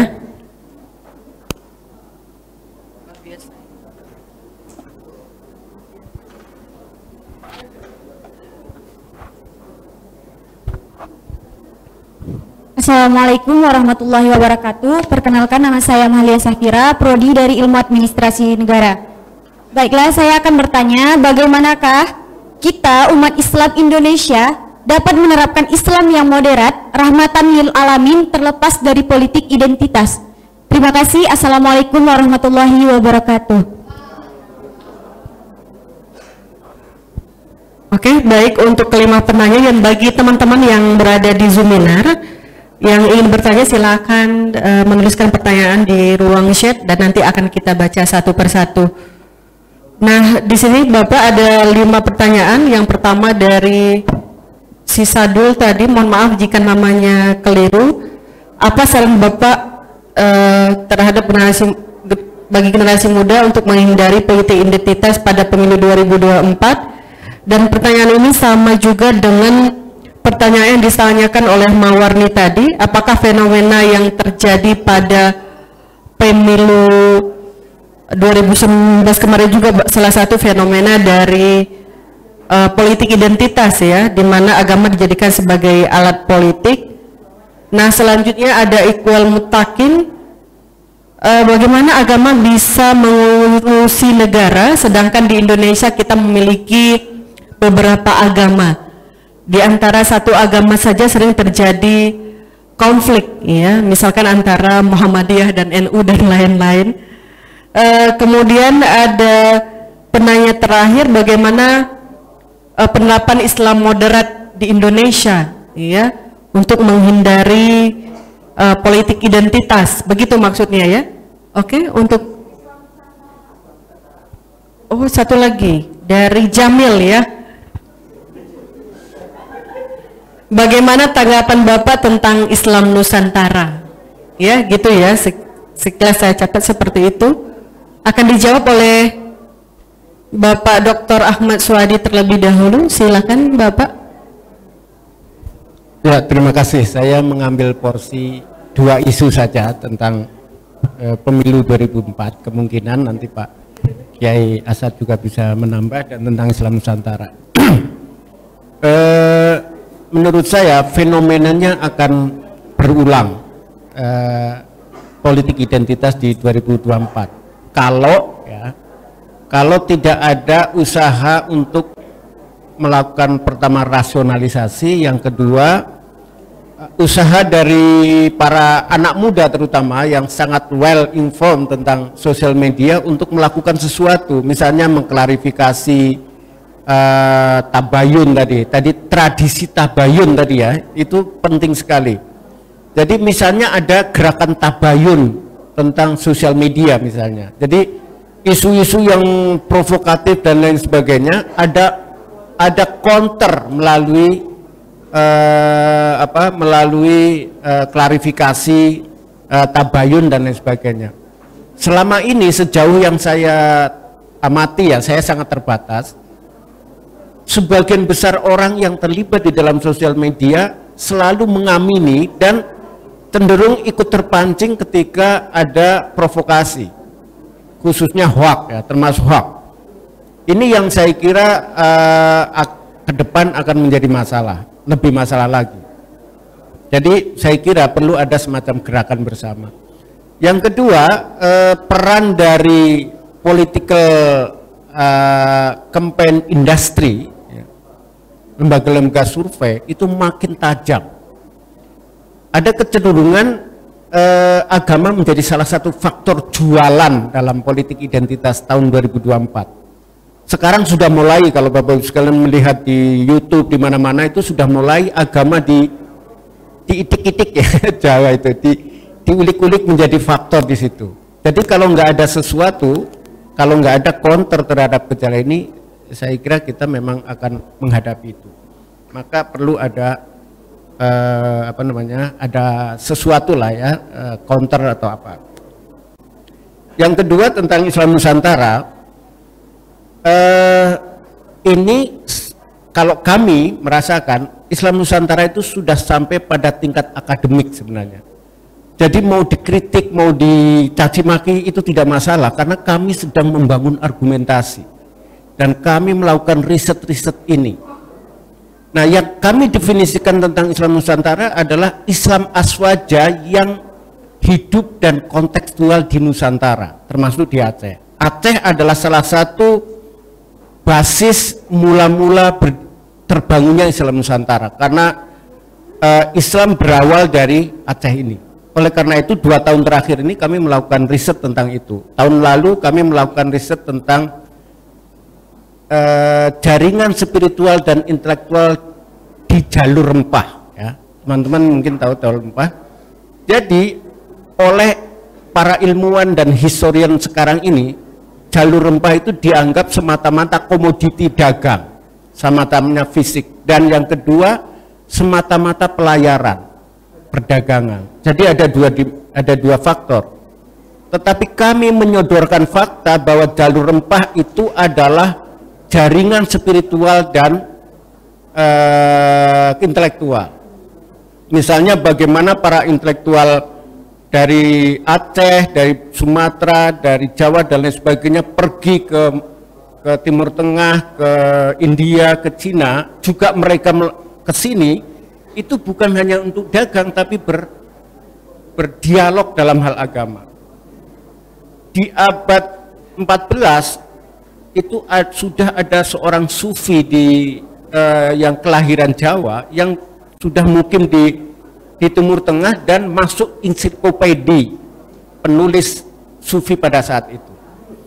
Jadi, dan kenapa kami memberikan nama Nusantara bukan Indonesia? Bukan berarti kita counter terhadap Indonesia, karena Indonesia dan Nusantara itu bagian dari sambungan. Maka basis dari Islam Aswaja di Indonesia ini adalah basisnya dari Nusantara, dari secara historis. Dan secara historis, teori sejarah, kita juga sedang memperkenalkan kalau orang Barat atau ilmu sejarah modern pada umumnya itu mengambil posisi discontinuity. Jadi misalnya Indonesia itu berbeda dengan kemarin. Kemarin itu semua busuk, Indonesia sekarang merdeka. Juga dari revolusi Prancis itu seolah-olah seluruh masalah di sebelum revolusi Prancis itu buruk dan setelah itu baru baik. Ini seperti jahiliyah, ya. Jadi orang Barat melihat sejarah sebelum revolusi Prancis itu jahiliyah, setelah itu baru surga. Kami ingin memperkenalkan bahwa seluruh sejarah Nusantara itu adalah, ke Indonesia itu adalah sejarah yang saling bersambung. Mulai dari Islam abad 17 di Timur Tengah, kemudian di Persia, di India, di Cina, kemudian ke Nusantara dan seterusnya. Itu adalah bagian dari persambungan secara keilmuan, secara guru, secara historis dan seterusnya. Yang di tempat-tempat tertentu itu mempunyai ciri khas. Salah satu ciri khas Nusantara itu adalah kepulauan, termasuk Aceh ini juga punya pulau-pulau kecil. Berbeda dengan di tempat lain, ya, yang lebih daratan, kontinental. Di Nusantara itu ada seorang sejarawan yang menyebut sebagai laut itu adalah pesambung pulau, bukan pemisah. Di negara kontinental melihat laut itu adalah pemisah pulau, jadi pulau terpisah oleh laut. Kalau kita enggak, pulau itu disambungkan oleh laut. Jadi ada perbedaan-perbedaan mendasar, bukan hanya dalam hal pemikiran, juga dalam khas dari geografinya misalnya. Jadi kita ingin merumuskan bahwa Islam sekarang ini adalah bagian historis dari Islam yang sudah terbangun di masa lalu. Bagaimana misalnya kita menemukan dari sejarah itu dialog antara Islam dan Hindu-Buddha. Jadi abad 13 itu mayoritas di semua pulau itu hampir mayoritasnya Hindu-Buddha, termasuk Aceh abad ke-11. Bagaimana para sufi, para fuqaha itu masuk ke dalam pulau-pulau ini dengan cara damai. Jadi para sufi itu bukan mengharamkan kelompok-kelompok yang masih dianggap belum beragama, tapi justru melakukan penetrasi, masuk ke dalamnya, ikut terlibat, lalu melakukan islamisasi dari dalam. Nah, ini bedanya di tempat lain. Di tempat lain itu misalnya di Turki, di Persia pada waktu itu tentara mengintervensi lalu boleh dibilang membunuh orang yang tidak beragama Islam, barulah menjadi mayoritas. Di Nusantara tidak ada seperti itu. Para sufi, para fuqaha masuk penetrasi kemudian melakukan islamisasi. Misalnya tradisi peringatan orang meninggal yang 1 hari 2, 1 hari 2, 3, 4, 7, 40 di sini ada nggak? Ada kan? Nah, dulunya peringatan-peringatan itu dilakukan upacara seperti Hindu Buddha ya, ada tetapi kemudian dipindah menjadi baca Al-Quran, baca tahlil dan lain sebagainya. Itu tidak mudah. Begitu juga wayang, ya, wayang yang tadinya itu persis merupakan kebudayaan Hindu Buddha kemudian diislamisasi. Kalau Anda tahu bahasa Jawa dalam wayang, itu seluruh isi apa yang diberikan oleh dalang itu adalah ajaran sufi,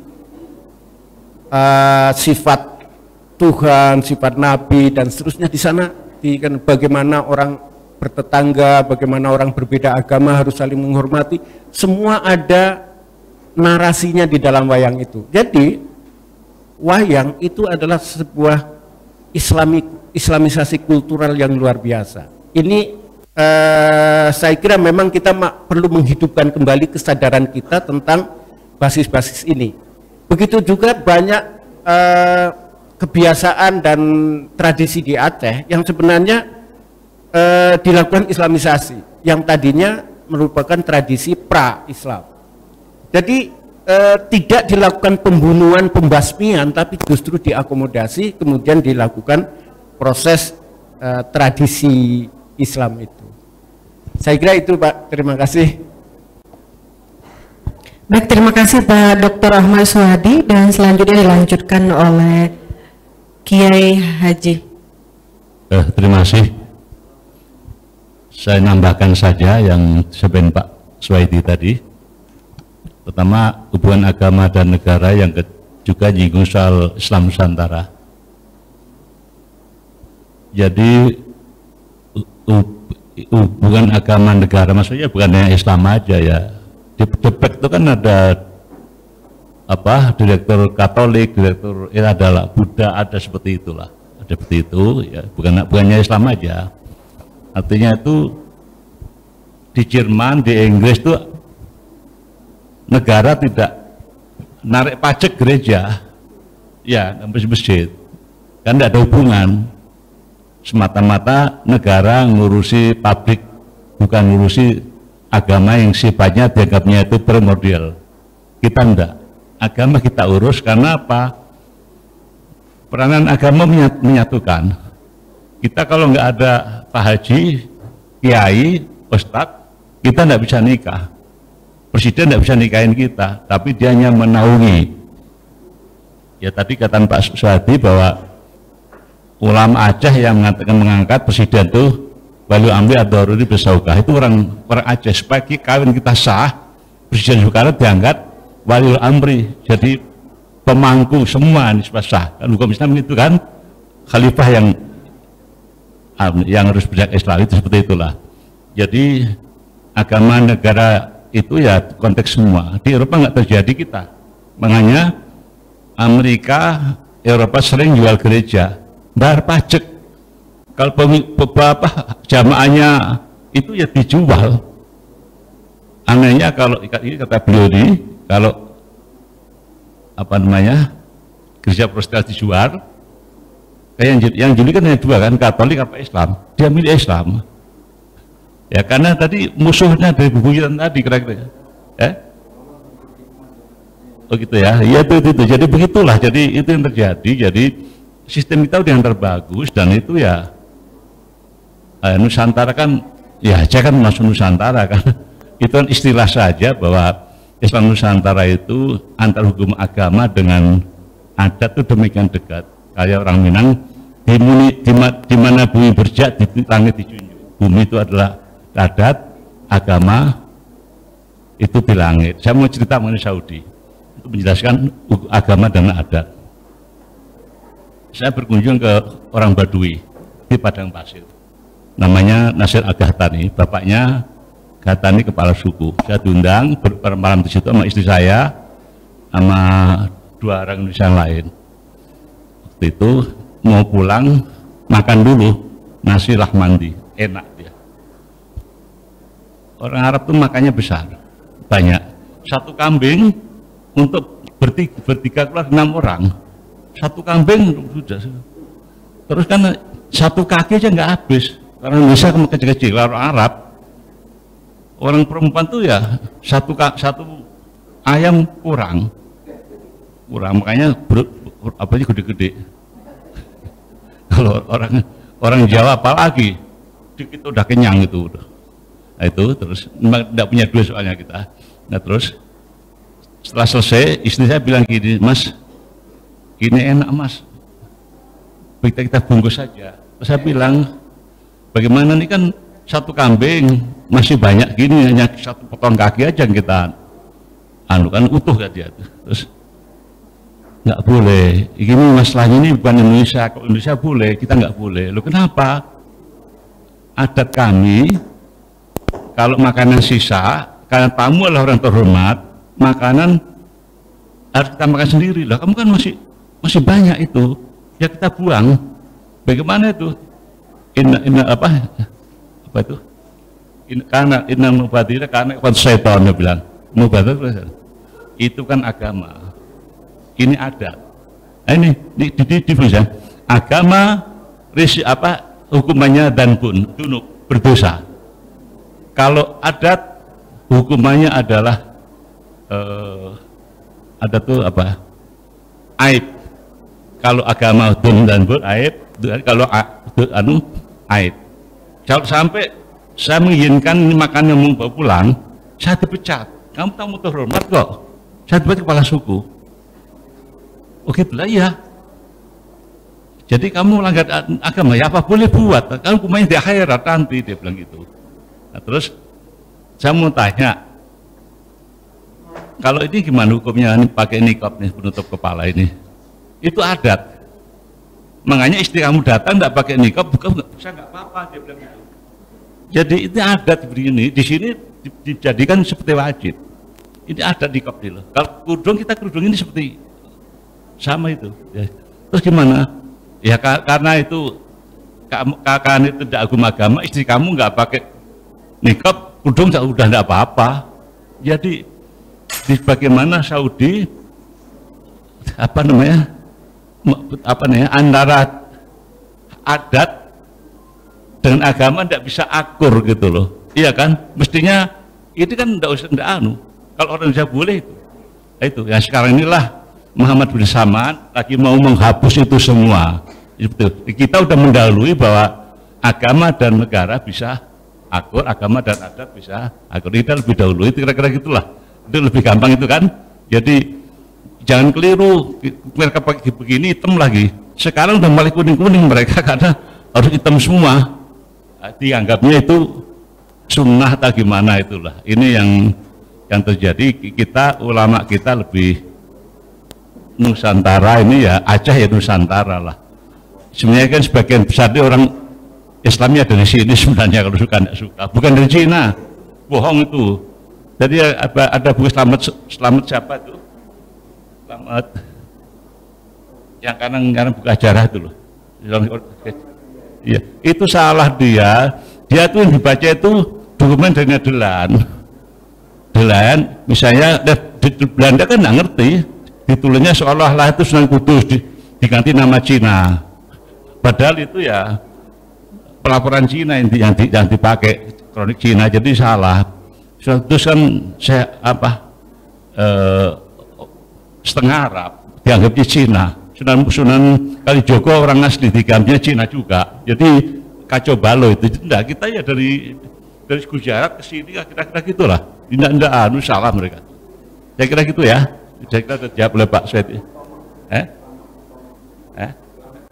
Selamat bertanya, selamat ya.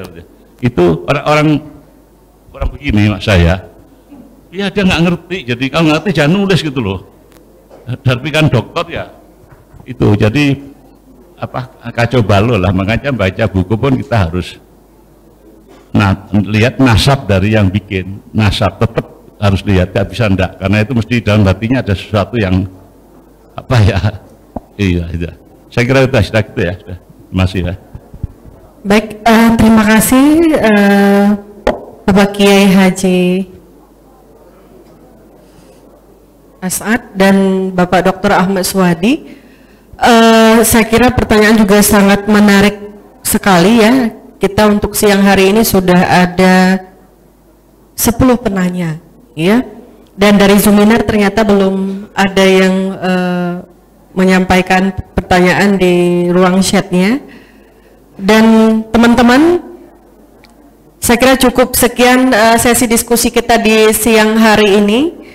Ada banyak hal yang sudah kita dapatkan dari kedua narasumber yang luar biasa kita pada hari ini. Kita berikan aplaus yang luar biasa. Dan di sini Pro Kiai Haji menutup salah satu papernya yang mengilustrasikan bahwa politik identitas ini sama dengan chef ya yang memasak banyak makanan. Beliau mengilustrasikan bahwa politik identitas ini sama dengan cabai dalam sebuah masakan ya. Jadi kalau dalam sebuah masakan kekurangan cabai maka dia akan terasa hambar gitu. Nah, saya kira ini adalah ilustrasi yang luar biasa terkait dengan politik identitas, di mana keberadaan agama di Indonesia sendiri itu sebenarnya menjadi salah satu indikator yang akan sangat memperkuat nasionalisme baru di Indonesia. Dan kita tutup sesi seminar nasional kita di siang hari ini dengan penandatanganan MOA Fakultas Fakultas apa ini? Dengan Fakultas Islam Nusantara dari Universitas Nahdlatul Ulama Indonesia. Kami mohon kesediaan Ibu Dekan didampingi oleh Wakil Dekan 3 Fakultas FISIP UIN Araniri dan berkenan Bapak Dr. Ahmad Suwadi untuk mengambil tempat.